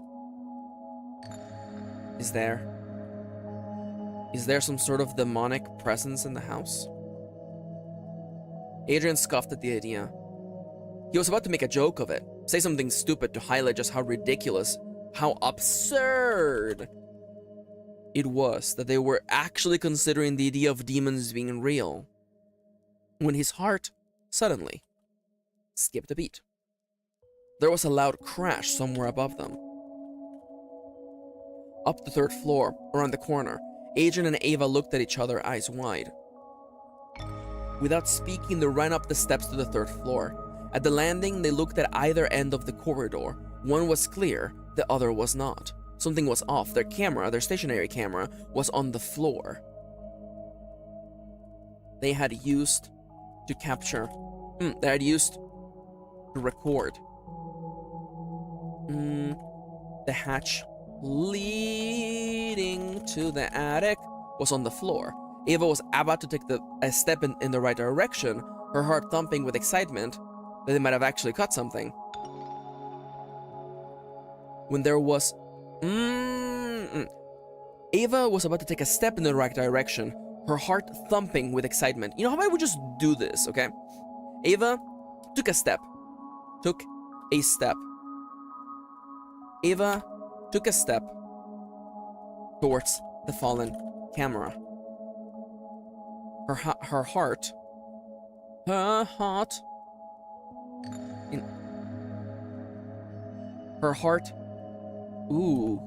beat excitedly inside her chest.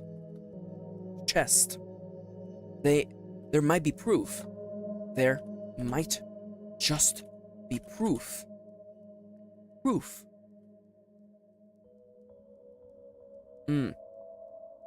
She knew, she wondered, she hoped that there might just be proof of what they were going through. She went to take another step, daring herself to stare into the darkness. When she stopped, Adrian didn't move at all. It was Nana. Nana was standing in the corridor, wearing a pair of rubber gloves and an apron. It looked like she had bumped the camera and caused it to fall. She was currently holding it in her gloved hands, the lens aimed squarely at her face. The moment she realized there was an audience, her face burned bright and red. The whole room grew a couple degrees warmer. I'm so sorry, I didn't see the cameras, I was mopping. I'm so sorry, you guys. Please don't be mad at me. Ava sighed. She walked over to the tripod, took the camera out of Nana's hands, and went about trying to reset the scene, but she didn't get far. Adrian put a hand on her shoulder, telling her to let it go.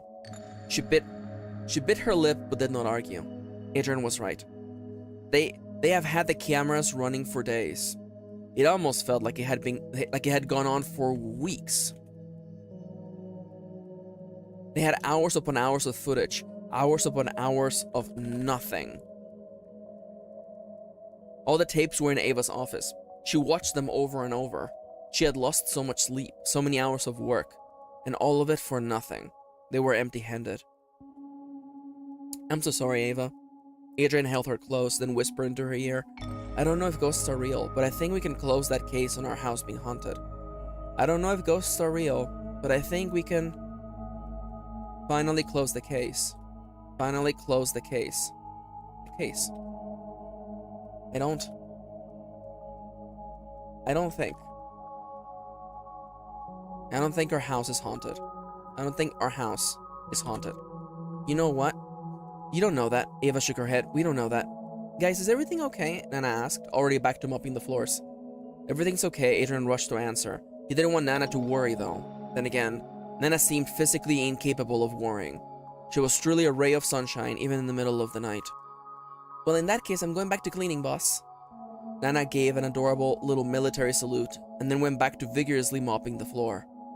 Nana, you really don't, Adrian said, though his words didn't seem to reach Nana. It was like she lived in a different world. Adrian felt guilty for dragging her into theirs. He was reminded of what Casey had said, and felt awful that Nana did so much for them. You really don't have to do it, to do any of this. 3-2. Another song, another collection of colored blocks and chicken scratch. Casey went through the motions as though she were a factory turning ideas into music. She went step by step, missing no beats and feeling no satisfaction when she was done.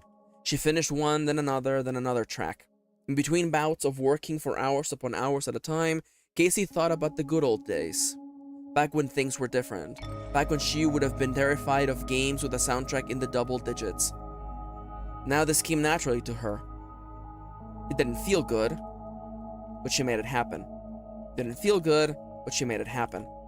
She got the work done. To her, it felt no different than the job she had in the past, working in the register, moving papers around an office, replying to emails. None of those jobs filled her with satisfaction. None of those jobs made her happy. But they were still jobs. So many people hated their jobs, and they still lived perfectly happy lives. Who the hell was she to complain? And so, Casey composed yet another song. Her butt ached, her throat was thirsty, her stomach empty. But she did not stop until the headphones were on the desk, until she watched the vertical line move from left to right, all the way through. She pressed the right buttons, exporting her work, and sat there. What's next? She asked out loud. She was alone in the room, alone in that level of the house. She could have screamed in anguish and none would have heard her. She could have had a heart attack and none would have saved her. She could have died a painful death and nobody would know until it was too late. Casey rolled her chair over to the end of her desk. In truth, it was two long desks pushed together, since she had a lot of instruments she worked with. She rolled until she was at her keyboard, not a computer keyboard, but a real musical keyboard. She turned it on with the press of a button. The little liquid crystal display lit up bright and blue. She pressed a few of the keys, feeling the cold surface against her skin. She thought of playing the keyboard, just for fun, just for her. She spent so much time working. She deserved to have fun. She knew this was true, and yet she could not battle the guilt. She couldn't take a break. She couldn't go away for a weekend sleeping on other people's beds trying to distract herself. She already tried that. Now she had to earn her keep. She was back. She had to earn her keep. She pressed the keys deep, causing the electronic mechanism to create sound. She heard the progression of the notes, little by little, rising to a higher pitch. She knew she couldn't take a break, but she told herself that 5 minutes would not kill her. Would not kill her. Just 5 minutes. Just a song that lasted just a song that lasted about 5 minutes. Without thinking twice, Casey began playing the piano. Little by little, playing the piano, just remove it little by little, it's fine. Causing a bittersweet song to fill the air of her office and the room. Nostalgia filled her mind like a sweet perfume. She thought about the good old days, back when they lived in the studio apartment, back when she wrote songs for fun. Yes, it was fun to make songs back then. She made what she wanted. Her art was hers. She wrote songs that were sad, songs that were happy, and songs like this one. The song filled her senses. The song filling her senses was a special one. She had composed it over a long period of time. It was a love letter of sorts, though she'd be embarrassed to describe it like that. This song had become the ending theme of one of their earliest titles. Inside the game, it played it played using a chiptune synthesizer, making it sound like the video game songs of old. Hearing it come out of the piano, Casey couldn't help but realize how much she loved those two. She loved them so much, it hurt. Casey felt tears welling on the edges of her eyes. She wrote that song for them. The sweet highs, the bitter lows. It was a song about how much she loved them. A song about how she felt like she was walking on air whenever she was close to them, and how she felt miserable whenever they were apart. She blinked her eyes, but tears did not fall. She loved them. They loved her. She told herself over and over that things were good. They had a house now, an expensive house in an expensive place where they could make their games and not worry about rent. Everything was good. They had each other. They had their work. But somehow, Casey was not happy. She was missing something. She didn't know how to get it back. Now that's a good chapter right there, easy peasy. Act 3, Scene 3. Just one more time. No, it's done. There's nothing there. It was Ava's office. The curtain was drawn through the curtain was drawn though the light of morning sun pierced through the fabric. Adrian and Ava had stayed up way too late trying to appease their worries. Excuse me for yawning. In truth, it was mostly Ava's doing. She wanted to check and double check the tapes. Check, double check, and triple check the tapes. Adrian thought it was a closed and shut case, but there was doubt in him. The blackouts had not stopped. They were losing hours and sometimes days of their memories. They were losing hours and sometimes days.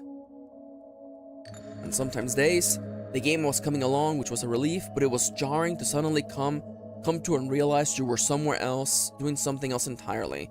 Adrian had gotten spooked real bad one morning when he blinked his eyes and realized he was halfway through pouring milk in his cereal, and it took him so long to come out of the shock that he nearly poured the entire carton of milk onto the table. Thankfully, Nana had been there to help him clean. Adrian had wanted to put the tapes and the cameras behind them at last, but he wanted to appease Ava's worries, and in truth, he was worried himself. Even if there was only a 1% chance, they were living in a haunted house, 1% was too high. Even if there was only a 1% chance, 1% was too high. And so they arrived at the end of the road. Their car was out of gas. Their metaphorical car was out of gas. There was nowhere else left to go. They had seen the tapes again and again, and they had found nothing. Nothing at all. Nothing moving in the background, no ghastly apparitions, not even motes of dust to trick them into believing in something as absurd as orbs. As spirit orbs.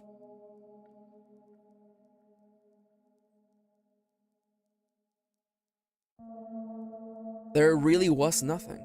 About the only thing they caught on tape was Nana walking backwards into the camera on the 3rd floor and making it fall right to the ground. It was a surprise the thing even worked properly. The sound it made when it hit the camera had made when it hit the floor. What? The sound the camera had made when it hit the floor was bad. It was a surprise the thing even worked. Right to the ground.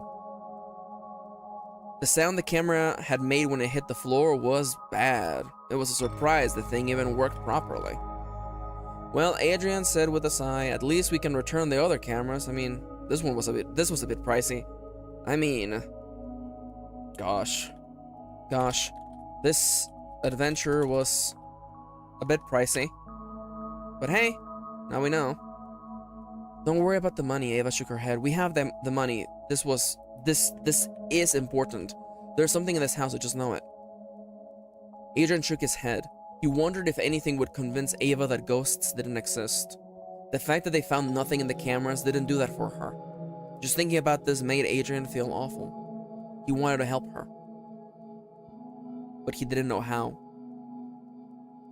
Adrian sighed, feeling a strange electricity running through him. He shook his head again, harder this time. He recognized his anxiety coming over him. It was a need to overanalyze, overexamine, and overstress. He recognized this trigger. He was late. He should have taken his pills hours ago. He got up from the desk, meaning to rush to his bedroom and take the bottle of pills from behind his bathroom mirror, when his eyes widened in shock. Fuck, I forgot to order my pills. What's that? Ava asked, startled. Is everything okay? I'm sorry, Adrian rubbed at his temples. He was furious at himself. He was disappointed that he would drop the ball so badly. I meant to ask Nana to pick up my prescription at the pharmacy, but I felt bad about it. She was cleaning the kitchen early and I don't know. She really shouldn't be doing all this. Yeah, I get that, baby. Yeah, I'm sorry, baby. I'm so sorry, baby. I get that. I get you. I really do. I get you. I really do. I get you, I really do. Ava sighed. Well, it feels like we're taking advantage of her, right? Adrian had so much on his plate, he really didn't feel like dealing with the complex emotions of using their self-proclaimed greatest fan to scrub their toilets. Just the mere thought made him feel gross. And he really let that happen? Instead of looking into the mirror, he let that topic fade away like one of so many bad dreams. A moment later, Ava and Adrian agreed that they would forget about the tapes. They had done as much as they could. They were going to probably toss the big mess of them. They were probably going to toss tossed them all in the garbage. Though for the time, they were going to stay in Ava's office. Though, until they got a chance, they were going to probably... Okay, that needs to get fixed for sure. They had done as much as they could. They were going to have to figure out a way to dispose of all those tapes, though for the time being, they would have to live in one corner of Ava's office. She didn't seem to mind, though then again, her room was naturally a bit of a mess. Adrian felt embarrassed at the thought that Nana would offer to clean after them. She really didn't need to do that. Back to work then, Ava asked, giving Adrian a look that meant trouble. Yes, Adrian said with confidence. He knew what she was going on about. He knew how she liked to distract herself from her problems. He didn't mind it. It was something he quite enjoyed. And he would enjoy it. But first there was work. The kicker. Can I see the notebook, please? No, not yet. I don't want to think about that. Come on now, Adrian was persistent. We promised we would deal with this afterwards. Fine. Adrian and Ava were in bed together, deep under the covers, fending off the cold of night from their naked bodies. Adrian was resting his head on Ava's shoulder, just the way he liked. It felt as though there was a spot for him, made for him, right there on her body. He could fall asleep right there, caught in between the warmth of her skin and the smell of her hair. Of course, this comfort never lasted long. Ava had gotten what she had wanted, and now it was time for Adrian to get his. She reached into her side of the wide bed, took the notepad from the nightstand and handed it, pen and all, to Adrian. He propped the notebook on Ava's tummy, looking over what they'd written not so long before. It was the list. He read through it, sighed deeply, and then took the pen between his fingers of his right hand and drew a thick line across the first item. Not a haunted house, Adrian announced. That's a shame. Ava sounded legitimately disappointed. I was kind of hoping that maybe this would be our... Oh, what's the name of that fucking house? The modern haunted house. What is the most influential haunted houses? That might get me there. I wanted the number 1. Yeah, the house on Haunted Hill. That should get me there. This is a movie, isn't it? It's not based on a real one, isn't it? Okay. Most influential real haunted houses. All right, let's see. That's the Winchester Mystery House. Get out of here. House of Death, New York. No. Winchester. Nope. Villisca Axe Murder House. Is this the one? No.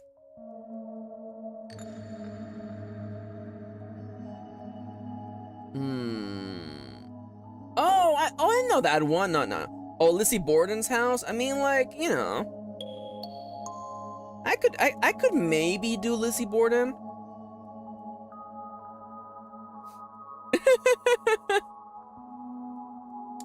All right, the timer has gone off, but let me just find this answer, by the way. The Sally house? No, not the Sally house. That's dumb. You don't know which house, Kitty? God, you know what? I'm just gonna put a Winchester because I feel like that's the one I know, and it's extra funny because it's not a real haunted house. I was kind of hoping that maybe this could be our Winchester. Mystery house. Amityville! It is absolutely Amityville! It's Amityville! Yo, Melty! It was Amity Hill. Yes! Amityville. Yes, oh my god, yes. Yeah, that one is complete bullshit. Yo, thank you, Melty! You know what? Add points. Melty, Corby Gups. You know what, Melty? There you go. There you go. That's a little bit of a payout. Thank you. It is the Amityville. That one is absolute bullshit. I was kind of hoping that maybe this could be our Amityville. There you go.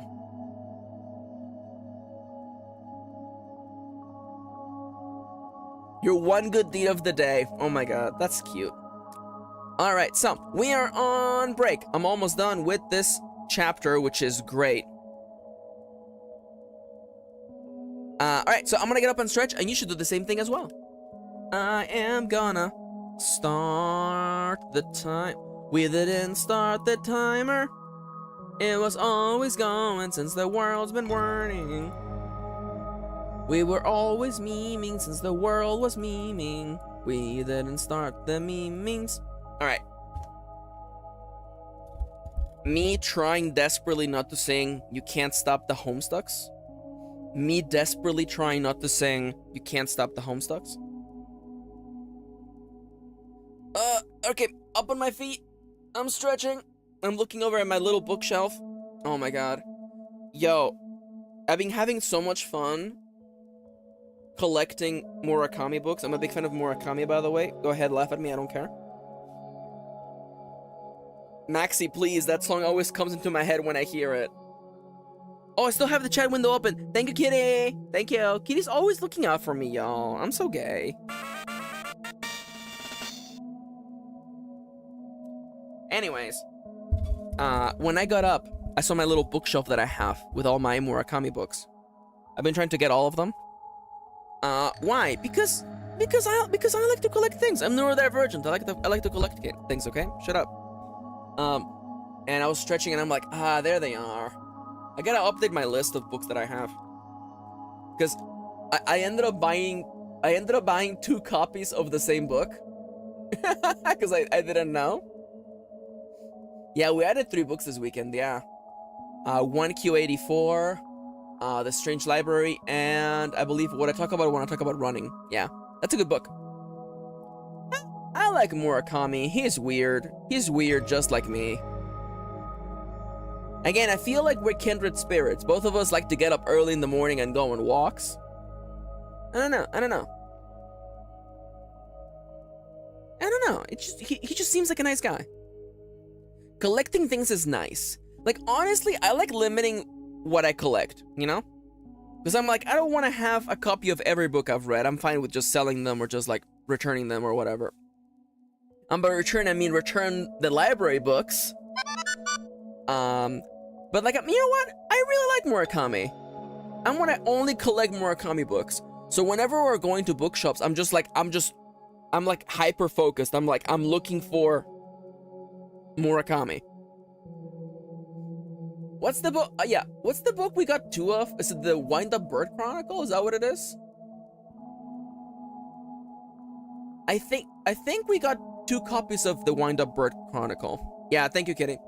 And that other copy is still sitting on your side of the bed, isn't it? I'm buying like 1 thing a month. I am a collector. Oh my god. Me buying 1 thing a month. Oh my god. Yeah, the thing is, like, I never buy anything. Like, I want you to understand that I live like a goddamn hermit. And okay, the following conversation is gonna be real serious, okay? So I've been living kind of like a monk ever since I quit my corpo job. Because I used to work corporate, and I used to, like, you know, I was making very good money, and I was buying things just to make myself feel better, but I wasn't really enjoying the things I had. So when I quit that job, I was like, you know, I don't really need these things to be happy. So like, I legitimately, like, I don't buy things. I just don't buy things. And like, I've really been enjoying the Murakami books. So I'm like, you know what? I want to own all of them. I want to have them all on a bookshelf. Yeah, Kitty's the one who buys me things. Yeah. I'm pretty sure all of the slowpokes I own have been given to me by Kitty. She got me all my slowpokes. Yeah, Chips, I love you, Chips. Chips says, I keep my money squirreled away for winter. My yearly B-Day gift to myself. Chips, is your birthday in winter? I love that. That is very real. Yeah, I figured out that money didn't make me happy. You wanna know what I spent most of my money on back in the day? I would. January 4th, I love that! You're a January baby! Yo, Jan 4, Zodiac. You're a Capricorn! I'm a half Capricorn, I'm mostly Pisces though. Yo, Capricorn, Chips Capricorn confirmed! Oh my god, let's go! Cappy! Can we talk? Capricorn looks like a friend. People are like, Capricorn is a weirdo. I'm like, he looks like a friend. It's just a fishy goat. It's just a fishy goat. Gotta love a Capricorn. It's just a fishy goat. Could you imagine? Could you imagine if there were fishy goats? Could you imagine? You know? So I used to live close to the ocean, so like I'm used to seeing like sea lions just like, you know, sunbathing and stuff like that. So I used to live really close to the ocean, right? And there was this dock, literally a dock where people would have like their boats, right? Usually that's what docks are for, Max. So I saw, okay, get ready. This is, I want to share with you one of my classic anecdotes, okay? So, I liked going on my walks, and on my walks by the beach, yes, I used to take long walks by the beach, but it was really mostly because there was nothing but beach in this small part of town. Anyways, one time I was walking by the docks, and I discovered the greatest job of all time. It's not streaming. The greatest job of all time. It appeared before me as though descending from the heavens when I saw that literally 20 feet ahead of me, a sea lion had come up out of the water onto the actual docks and was just like rolling about being a sea lion. It's just being a sea lion. It's huge, by the way. Those are huge goopy boys, by the way. So I realized, I guess that sea lion is now in my path. And then I see, as soon as the sea lion gets on the dock, a guy emerges from off screen. It's a large guy. He's wearing a highly reflective vest, okay? And he has what I can only describe as a wiggle stick. He's holding this wiggle stick, and it's a stick that wiggles, basically, right? Like, it looks like those things that you put behind the door so that it doesn't slam against the actual wall. And he leisurely walks over to the sea lion and gently pokes the sea lion a couple times with a wiggle stick. And I want you to understand, the wiggle stick did not hurt the sea lion. The sea lion was not hurt. There was no pain on its face. That sea lion looked at the man, looked at the stick, and was like, oh, we're doing this again, huh? All right, you got me. And the sea lion agreedly just took a couple steps towards the edge and just went back into the water. That is the greatest job in the world. You just have a wiggle stick and you just walk over. You just walk over to the dock whenever a sea lion it starts walking about, and you're like, come on, back in the water, you, come on. I want to hang out with the sea lion. They are big and lazy. They're big, lazy, and they're just like they're big Yantos. They're just big. They're rotund fellas. You know what?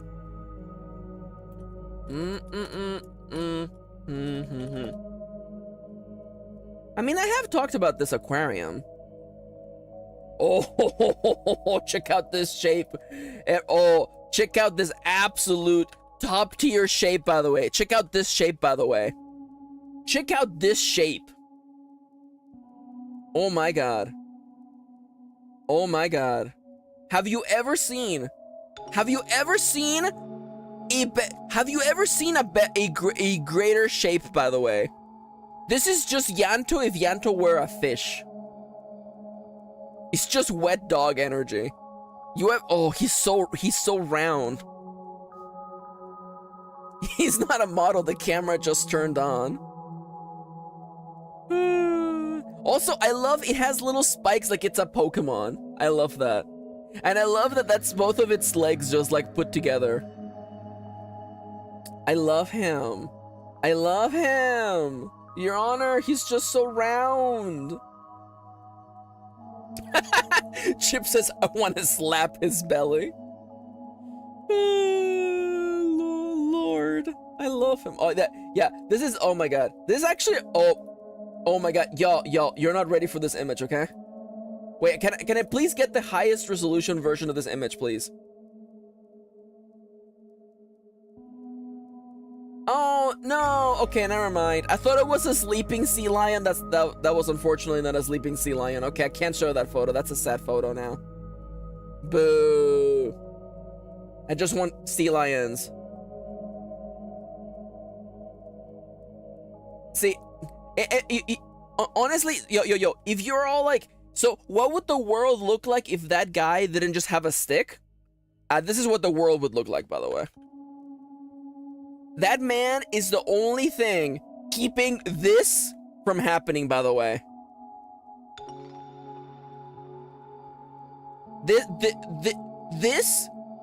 This could be your small town. This could be your small town. But thankfully there is a man. There is a man literally with a stick that just goes, come on now, come on, off with you. Off with you now.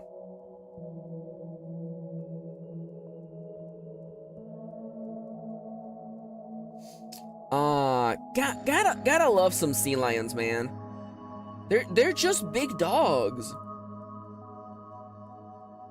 I know I'm supposed to get back to work, but like, they're just big dogs. Can we hear it for sea lions, by the way? Is there a seal or sea lion emoji, by the way?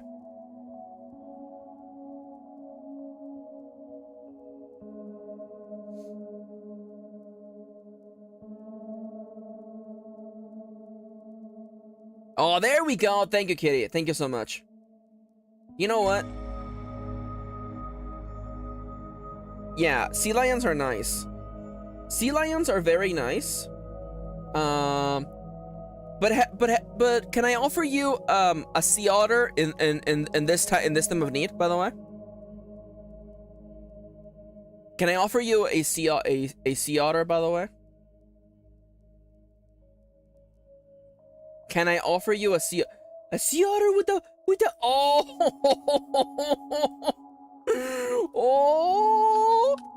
it's a sea otter with the baby. Hi, Ronnie. Welcome back. Welcome. Ronnie says, I got smooched by a sea lion once on the cheek. Yo.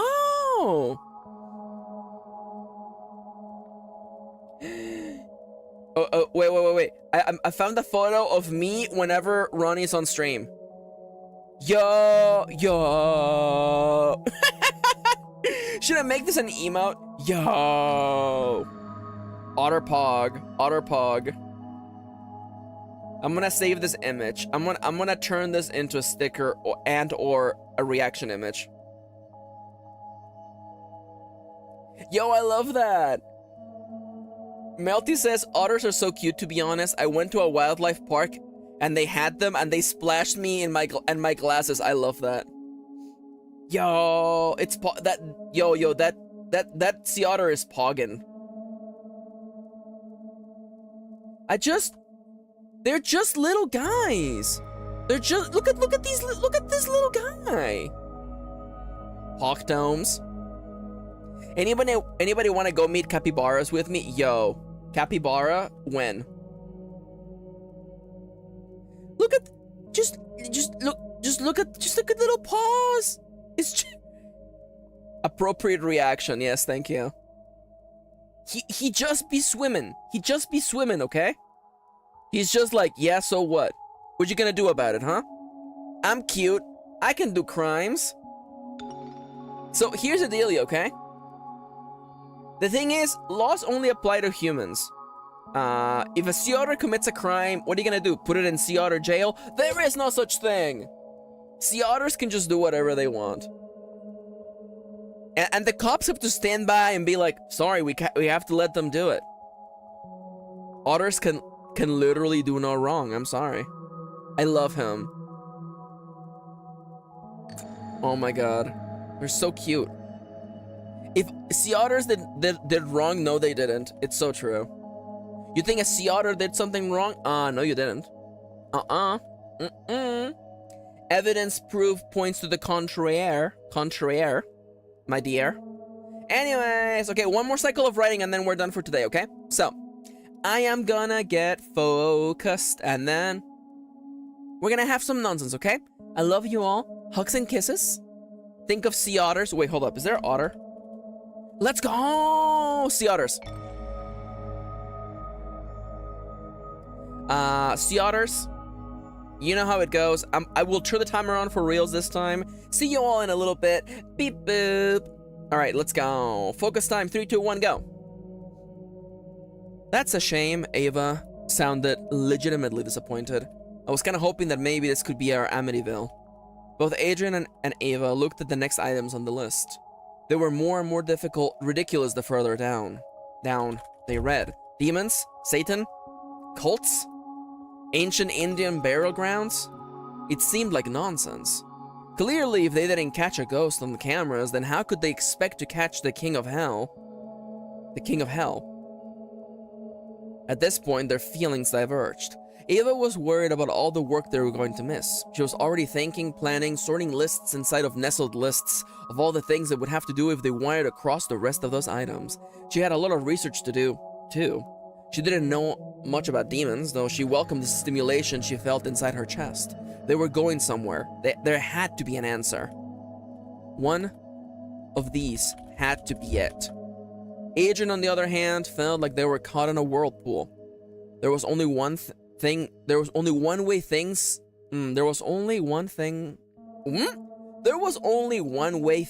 could end up. Would end up. Down under. They were going to get dragged under the water sooner or later. Sooner or later, because they were not about to prove the existence of demons, Satan, demonic, Satan, demon, Satan, or none of that shit. The only item on the list Adrian cared about was the last one. Are we crazy? To him, that was the only item on the list that they could actually prove. The only one they had any control over. If there was something wrong with their heads, Adrian could not even begin to fathom that possibility. If there was something wrong with their heads, Adrian could not even begin to fathom that possibility. Just the mere thought made him feel miserable. There they were, finally with a place of their own. There they were, finally with a place of their own. Finally with a piece of success they could call their own. With a piece of success. Finally with enough money that they didn't have to worry about bills or credit card statements. And now it was all going to go, and now it was all going to shit. And none of that. Nonsense. I said shit earlier, so let's just kind of even it out. Beyond the windows of their bedroom, the light of morning peered in. They had lost track of the night again, and soon they would lose track again. If these blackouts didn't stop, he was about to lose track of his life altogether. Adrian looked around the room, searching for proof that he wasn't losing his mind, that these blackouts were not happening. But they were. The only thing he found was a reminder of what was at stake. There, on his barren bookshelf, was a trophy made of glass panes poking at odd angles. Their Game of the Year award for King Lear. This was their Game of the Year award for King Lear. The proof of their breakaway hit game.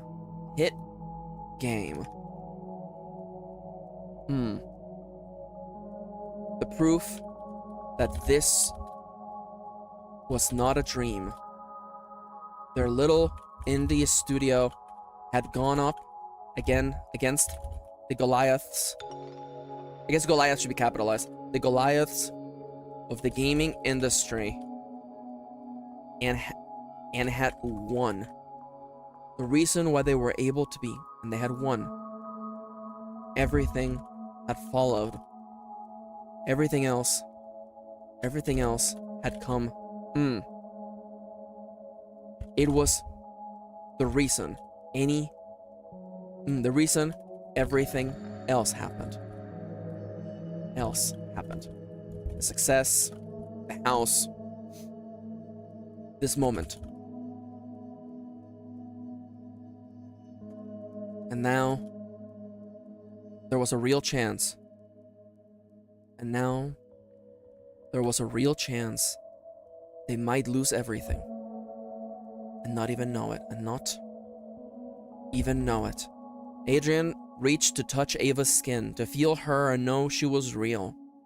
He was afraid. He didn't want to be alone. He didn't want to forget this moment. His fingers were about to make contact with her soft skin when he blinked his eyes and found himself somewhere else. He was at his office typing away, writing a passage of prose he did not remember. He blinked his eyes away. He blinked his eyes. Did the light of the window outside his office change? Had it been midday just a moment before? But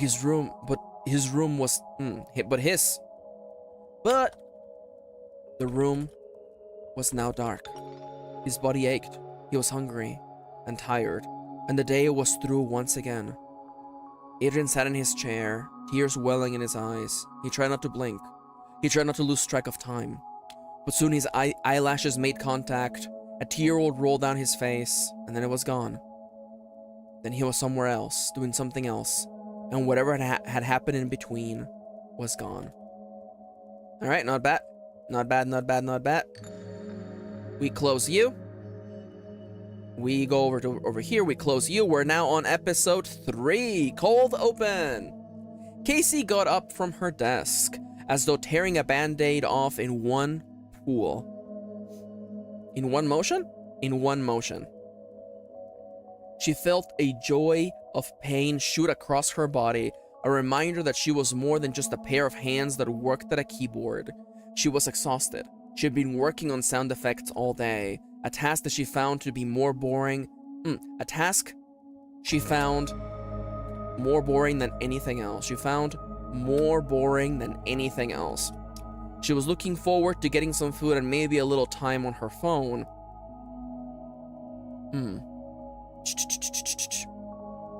She was exhausted. She'd been working on sound effects all day, a task she found more boring than anything else.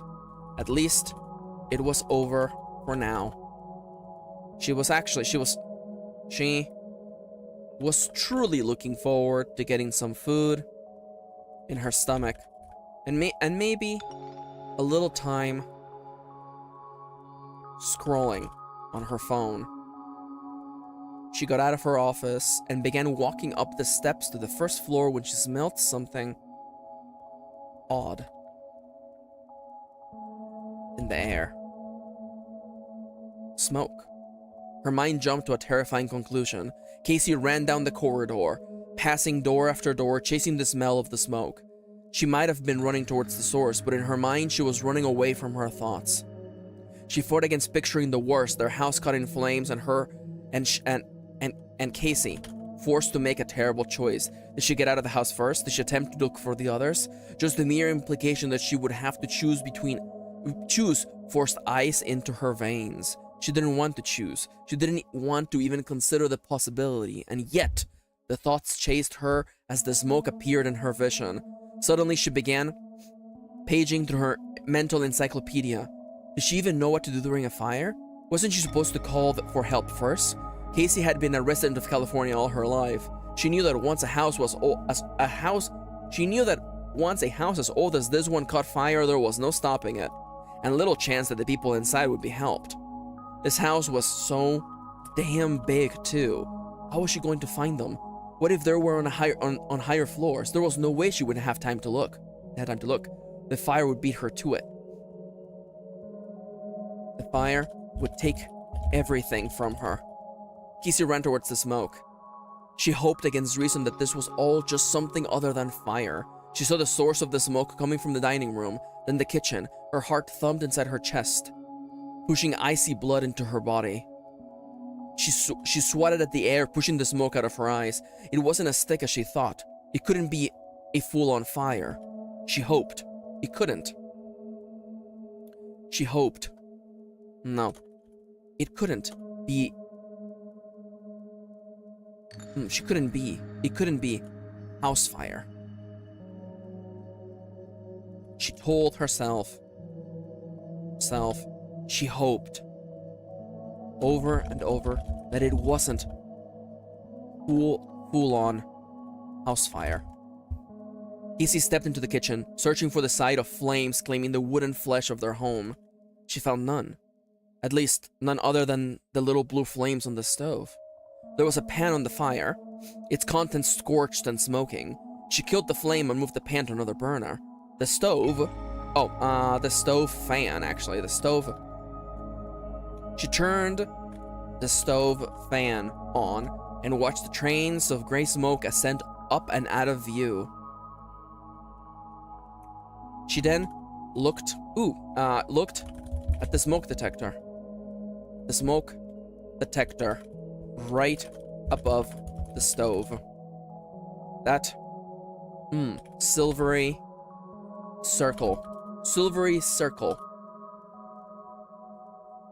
rested on the wall, as quiet as ever, blinking its little red light on and off. Thanks for nothing. Jackass. Thanks for nothing, asshole. Casey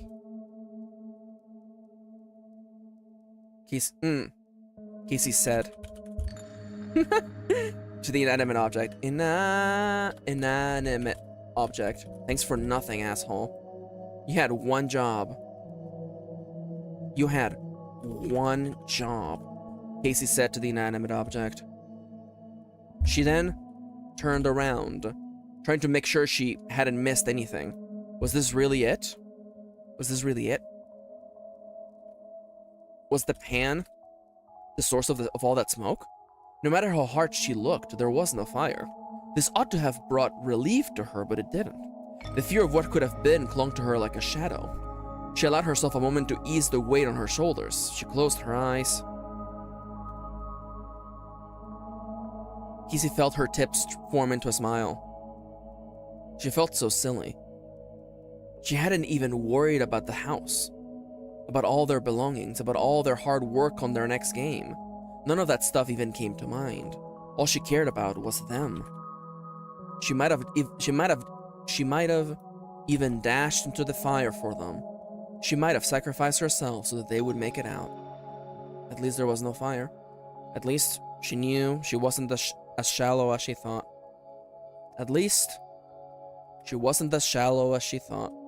Casey sighed and then took a deep breath and tasted something bitter and sour on the back of her tongue. She felt the mechanism of her mouth trigger like a gun, and she stopped herself from gagging. There was something awful in the kitchen. With the smoke gone, it didn't take long to figure out what it was. There was food on the counter. There was a piece of meat on the cutting board, some veggies, and other ingredients for a quick stir-fry. Except they didn't look right. Casey took a step towards the counter, already fighting off the next wave of disgust. She picked up the cutting board and held it as far away from her as possible, and dumped it all into the trash can. She couldn't even look at it, it was so gross. Had the meat really been gray and slimy? The vegetables had been brown and glossy, it didn't make sense. Casey felt the need to check to make sure she wasn't seeing things, and so she opened the trash can and peered in. She let curiosity guide her, pull her towards the edge. Casey gagged again. She pressed a hand against her mouth and nose, keeping any more sensory data from corrupting her brain. How did it get so bad? That food was rotten. And what about the pan? Who left it on the heat? The whole house could have burned down. Casey muttered under her breath, her own words growing hot. Out of the two of them, only one knew how to cook. Ava didn't touch a pan. It must have been Adrian. He could be so careless sometimes. Still tasting the rotten meat in the back of her throat, Casey stomped out of the kitchen, out of the corridor, and into Adrian's office. She didn't even bother knocking. He didn't even bother looking at her. Casey stared at him for a moment, as though expecting to hear an apology. When none came, she felt the different fire claim her. Her chest grew hot. Heated. She ground her teeth. She crossed her arms so hard they hurt. And all of this while, Adrian was just working. She had put out the smoke,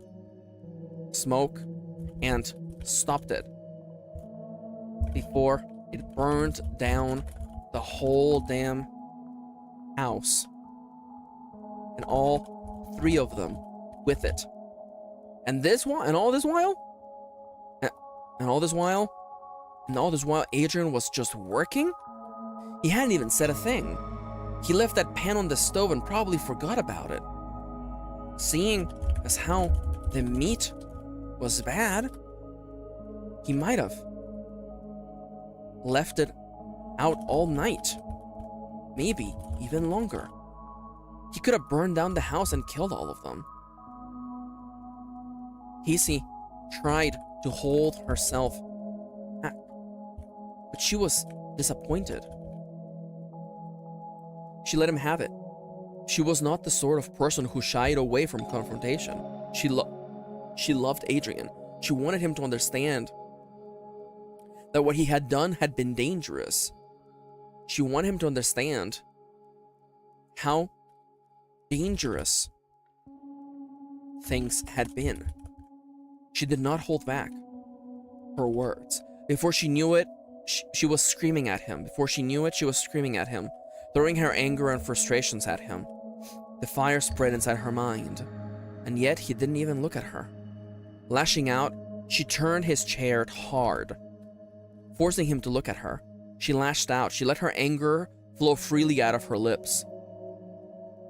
The lash out makes it seem as though she actually hit him, which is not what happened. I'm gonna say it like this. She lashed out. For a moment, it was as though she breathed fire. Though no one could have been able to tell, for her words had no effect on the young man sitting at the table. Adrian blinked his eyes. At first it was low, as though the wings of a butterfly emerging from its cocoon. Then, the blinking became rapid. His gray eyes finally moved. He looked at Casey, who was furiously raking him over the coals. And Adrian's expression shifted. His eyes filled with tears. He had no idea what was going on. And he told Casey as much. I don't remember. I'm so sorry. I think I lost track of time. How did you forget you left the pan on the stove? Casey rolled her eyes. She was losing control. She could feel the fire spreading. Her blood boiled. She wanted him to learn to never do that again, to never scare her again. How can you just walk away like that? The food went bad. Was the pan on the stove for hours? You could have, the house could have burned down. We could have died. We could have lost everything. We could have died. Adrian, we could have all died. We could have all died. I could have lost you. Adrian apologized over and over again. He didn't remember what happened. He didn't even remember going to the kitchen to cook. He searched his memory fruitlessly. He didn't even remember. He didn't even remember when he got up from bed that day. When he got out of bed that day. How many hours had it been? How much time had he lost? I'm really sorry, Adrian said, his eyes welling with tears. She knew this was coming, and yet her fire cried at the touch of water. She suddenly fell quiet. She couldn't look at him like that. Adrian's tears always cut through her. But she wasn't done. Her heart was still beating hard. Her blood was still hot as embers. For a hot second, for the length of one selfish second, she hated him. She hated how he always retreated into his shell. All he needed was to start crying and she could do nothing else. The argument was over. There was nothing left to do. And now she felt like the villain. Maybe she was the villain. Hey, look, it's misdirection! What kind of monster would make someone cry like that? Didn't she love him? Didn't he mean the world to him? She did. And he did. She loved him too much. She loved him more than anything. She had been scared shitless about losing him. She had run into the smoke as fast as she could to prove that it wasn't the fire, to prove that lives weren't at stake and that she didn't have to choose between saving Ava or Adrian, or herself. You always do this, Casey shook her head, whether her words were aimed at Adrian or at herself. Not even she knew for sure, she knew for sure. I'm really, really sorry, Casey. Just leave the cooking to me. Casey walked out of the office, shutting the door behind her. She pressed her knuckles against the edges of her eyes, holding the feelings back. The friction of her bones against her skin was enough to hold back the tears. She took a step towards the basement, her little cave where she couldn't make things worse. But then something strange happened. Her booted foot made contact with the carpet. Her booted foot made contact with the carpet and produced a wet squelch. A wet squelch. Yes. Squelching sound. No, just a squelch. She looked down and fought the need to gag once again. The carpet was wet and smelled like earth and rot. Act 1, Scene 1. In a dark room, there's only a television set. The sad mechanism is worn and tired with abuse. There is nothing else in this room. This is all you see. As you stare into the glow, the fog of static clears. Before you, oh, it's the Nintendo Direct one. Before you is a screen filled with the color of blood. White text cuts across the screen, the center of the image. It's just a logo for a company. Sharp letters inside a rounded container. The contrast of the rounded letters and the soft roundness around them is no different than the red and white. Red like blood, white like bone. In this contradiction of flesh and gore, a playful voice destroys the silence. Coming up next, a word from Starling Games. The red and white are swept to one side as though no different than refuse sitting on the floor. What follows is a completely different image. It is a recording somewhere. It's a recording of a different place. Of a different place. Somewhere familiar. It is the interior of a Victorian-style house. The camera is focused on 3 people sitting on a sofa. From left to right, there's a woman with brown skin and hair both black and green. There's a young man with ghost-shaped earrings and brown hair in a constant state of distress. And there's a woman with chopped-up, dirty blonde hair, piercings all over her body, and tattoos speaking out of her shirt. There is a moment of awkward silence, just like the second of delay between a message being sent to a server and being projected to another. The trio on the sofa are all holding hands. Behind them, there is a series of ornate frames. Instead of photographs, the frames contain art of their games. There must be something unsavory about the art, because it has been blurred so that one cannot make sense of what it shows. All that can be seen through the fog is patches of red, gold, and black. Hi there, we are Starling Games. It's the young man. He is the only one who speaks. He has a high-pitched voice. At first, he stammers. He appears to be uncomfortable talking for the 3 of them, and yet he's the only one who will speak during the presentation. The woman with black-green hair looks comfy by comparison. She looks at the camera as though it were a good friend. If you didn't know this was a video presentation, you would think this was just a casual video call between family members. At this thought, you can't help but wonder what their relationship is. They are holding hands, they appear close, but 3 is such an odd number, isn't it? Though there is nothing odder than the woman with chopped-up, dirty blonde hair. As the young man speaks, she appears to be moving her lips, mouthing the very lines he's saying. At times, it looks as though he is her puppet and she is the ventriloquist. We are delighted to tell you that our last game, which you might know by a different name, is coming to Nintendo consoles. Ravaged and Jagged is releasing sometime later today. We hope you look forward to experiencing our retelling of Shakespeare's Romeo and Juliet. Though this is not our only announcement for today, the young man paused for a second too long, and the blonde next to him squeezed his hand to remind him of his next line. There is one more thing. We would like you to know that our next game, King Lear, will be coming to Nintendo consoles on day 1. I would love to show you what our game looks like, but I guess you'll have to wait to experience them. Thank you so much for watching. We hope you enjoy our past and future games. The video cuts off. The red and white returns. The playful voice continues talking, though to you it is just a garbled mess. You cannot make out what it's saying, just like you can't make out what's on the screen. It's just red and white, as though a cross-section of a human body. You stare deeply, hoping to hear the voices of those three again. Something about them, about the way they sat so close to one another, fills you with nostalgia. This makes it seem as though these are actually Nana's memories. You wonder what became of them. And then there's silence. The lights go off.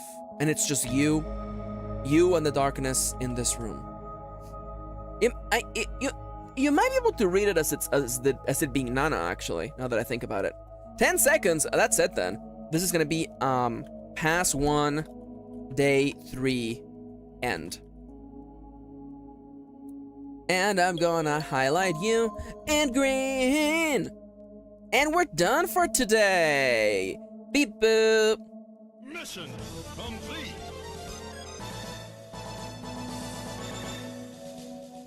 Hello, hello. Siska said good night, Siska. You're probably already gone, but I love you. Take care, friendo. So long, Bowser. Bye-bye.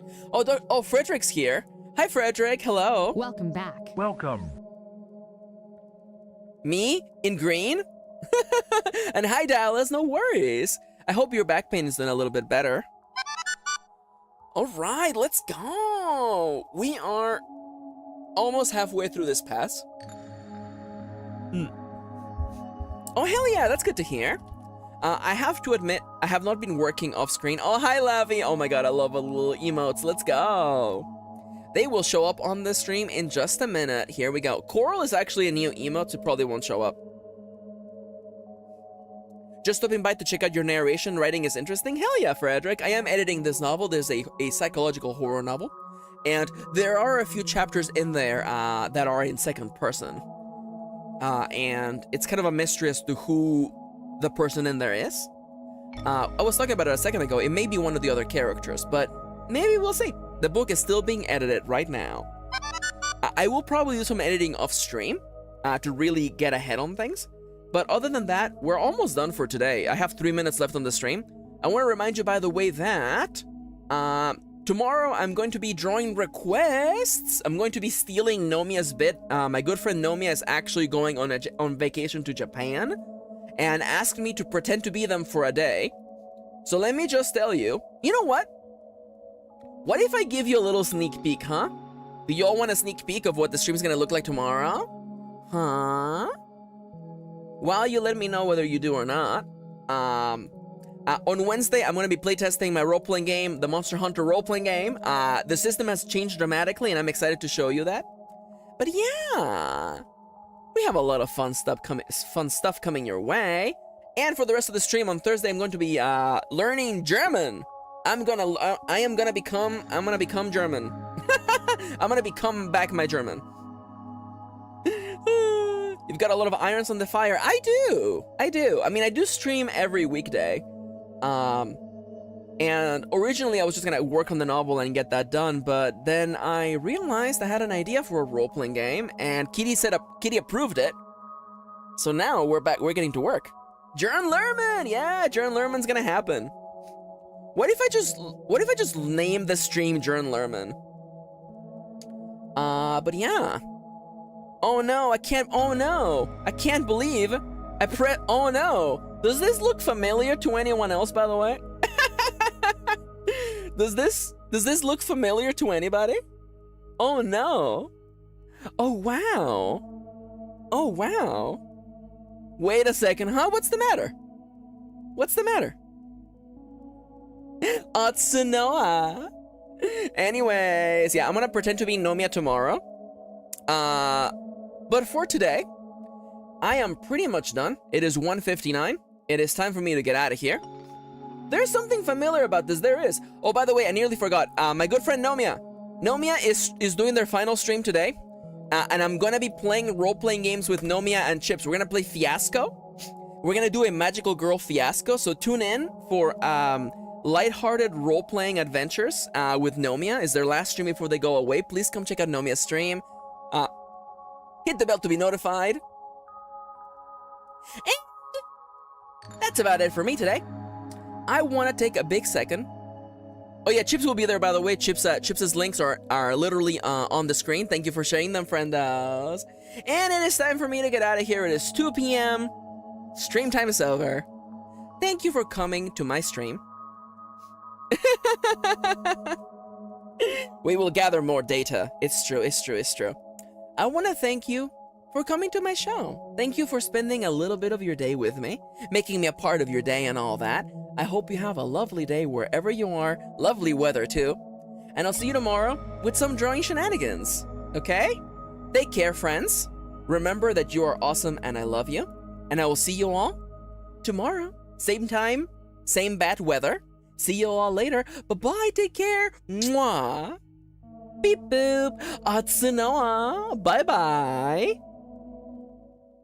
Okay, that's all the time I've got. I gotta get back to playing Animal Crossing New Leaf on my Nintendo 3DS.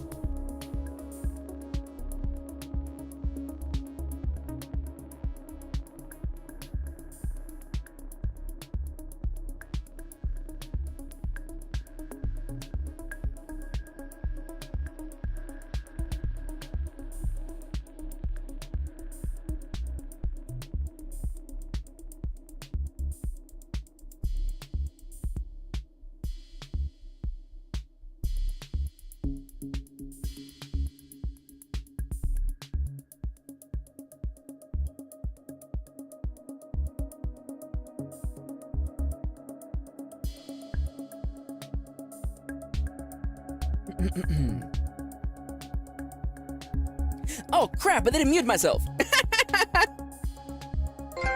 You have unlocked the outtakes ending.